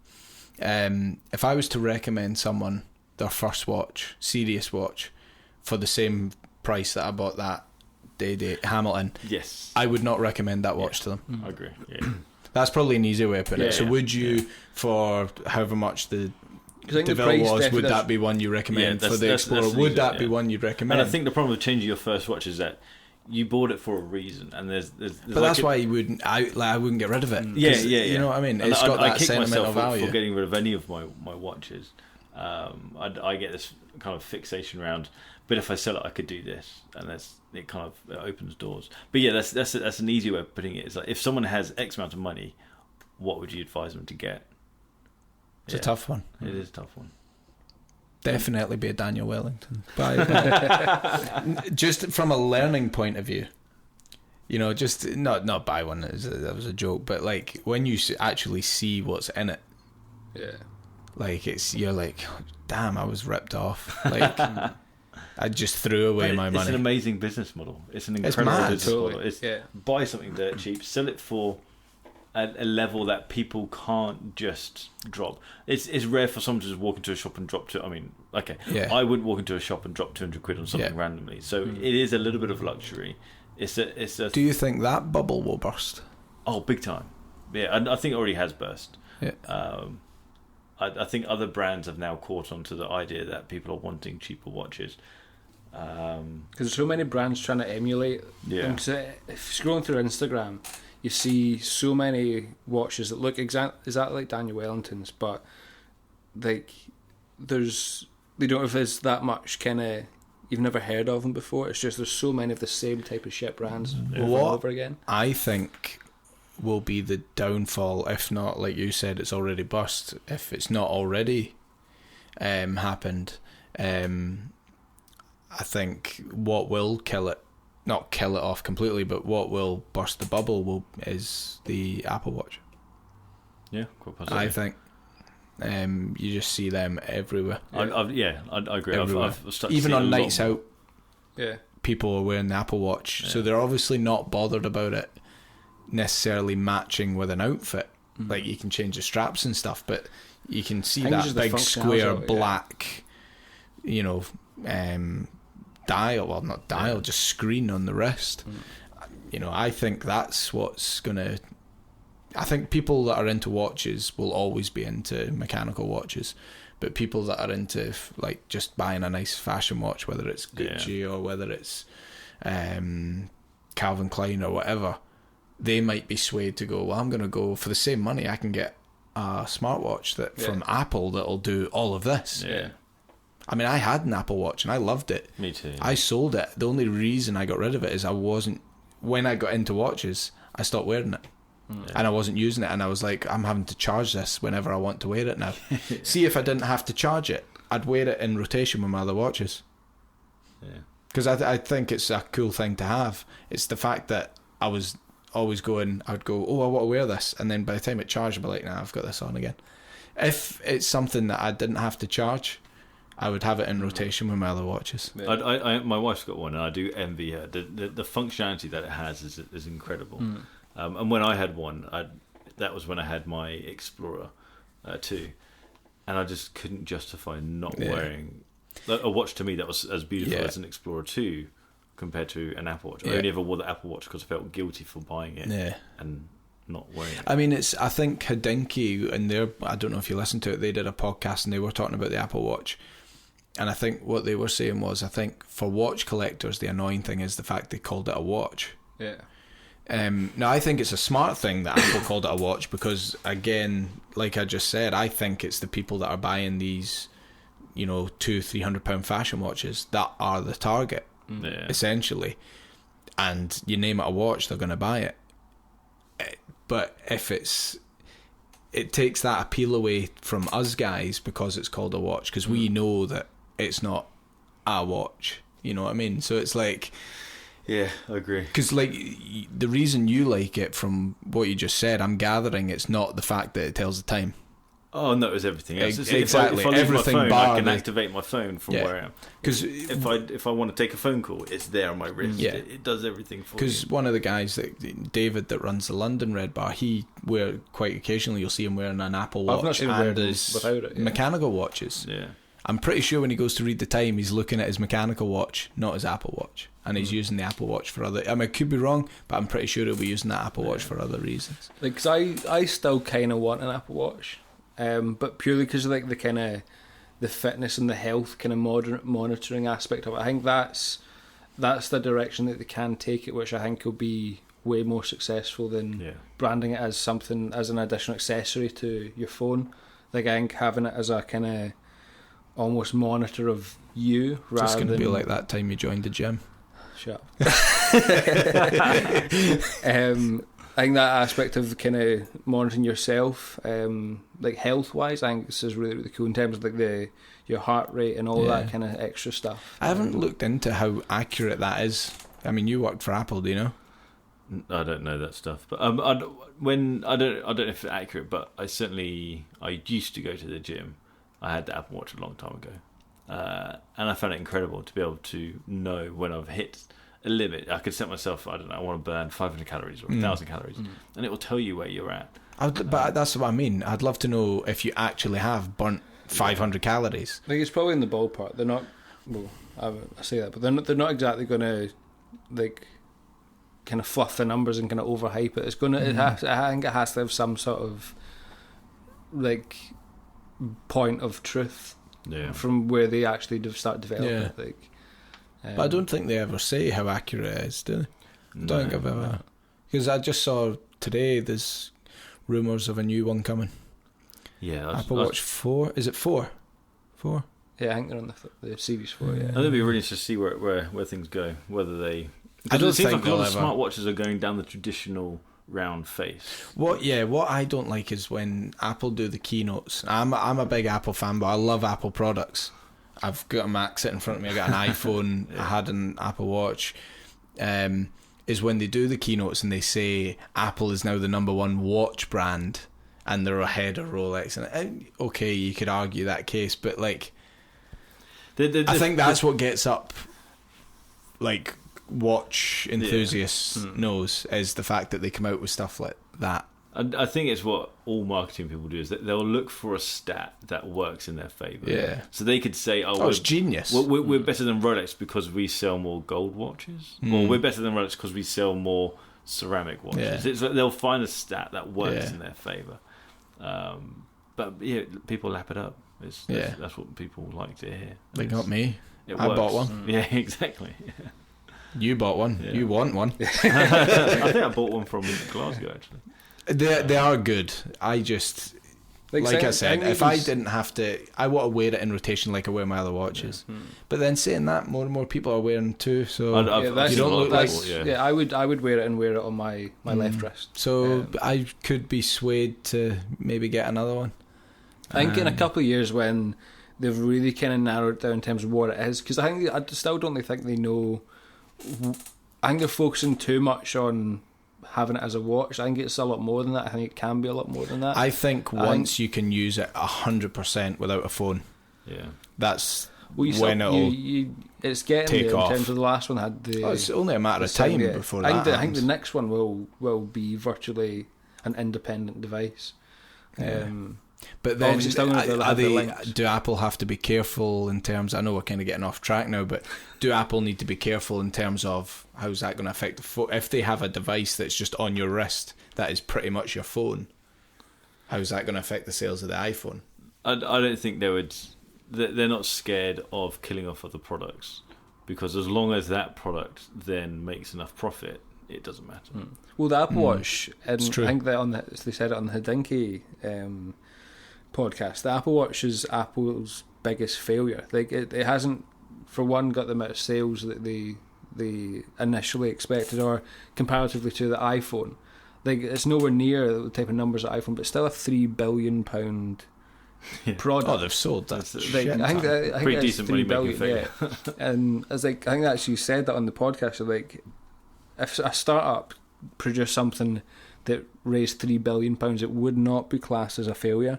Yeah. Whereas Apple Watch, in a lot of cases, is classed as a failure, but it's still way beyond a standard product that a technology company release. It's just because it's Apple, and they're not getting that amount of revenue back.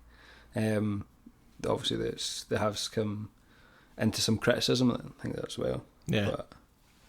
But a lot of Apple products are based around it being a drug, and like the iPod was really cheap.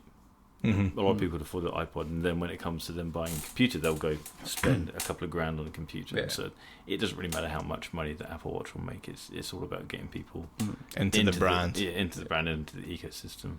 Yeah, it's the same. You could say the same with likes of Rolex, and exactly. It's all top marketing at the end of the day. So, but yeah, I think that was. We're pushing 2 hours. Might have to split this into part 1 and part 2. That's a lengthy chat. That was good though. Yeah, it was good. Yeah. I enjoyed it. So, you up here for much longer then? only two more days left. 2 more days. Heading back. Back to real world. Yeah, back to reality. Yeah. Well, we hope you get moved up here. That'd be great. That'd be great. Yeah. Be on the podcast all the time. Be a lot more chilled out. I think it'd be a lot happier up here. Yeah. Any next purchases on the horizon? Yeah, I want to sell my vintage Seamaster from 1958. Because I really want to get a chronograph. I don't have a chronograph. And it's weird because before I got into luxury watches or slightly more expensive watches, all my watches were chronographs. And now none of them are, so it's a bit weird. And so I want to sell that watch and explore old chronographs. I haven't got a big budget, probably like the £600 marker. So it might just be some crazy thing off eBay. Yeah. But that's kind of fun, doing stuff like that. Yeah. Long term, I want to get, I don't know, loads. Another Submariner, another Explorer 2. I'd love a Seamaster. No, I'd love a Speedmaster. But what you said about lug to lug size, they're just too big for me. Yeah. They overhang, and that pisses me off. Yeah. I think one of the nicest Speedmaster ones is one of the vintage ones. It was I don't even know the reference, but it was an Amsterdam vintage watch, and that was slightly small. It was still quite a big watch, but it was slightly smaller than the new modern ones, and that wore like perfectly. I bet it did. But again, you're looking at 6, 7, 8 at the low end. It's crazy. Well, if you want a treat before you go back, if you go into the arcade, I actually took a photo of it today because I knew you were coming round. They have a red, what do they call it? Red line subs. Red subs. In the window. Wow. 18 grand. Where's that? Layings. Really? Shit. Bloody hell. In their, so if you go in through Buchanan Street, it's their first shop on the right. Yeah. Where you saw the pink Datejust. Yeah. That's a shit ton of money. That's nuts, isn't it? It's nice. It's very, very nice. And It's big. See, when you see it, it's a big watch. Yeah, it is. Yeah. It's a really hefty bit of glass on the front. But the funny thing is that was never designed to be any kind of luxury high-end. Sorry, I would love to know, but piece. I wouldn't be surprised if that when they were out, they were, a few $100s. Yeah. Which, I mean, back then was a lot of money. That's beautiful. It's really nice. But it looks mint. There's no, see, when I was looking at it, there's no scuffs. It's most likely been polished, no doubt, because it's polished. like perfect. Yeah. It doesn't look like there's any marks on it at all. But yeah, so if you get a chance, go and have a look, try it on. Again tomorrow. Hey guys, look what I bought. It's probably gone. Like at that maybe. amount, maybe. Who knows? Glasgow is good for watch shopping, though.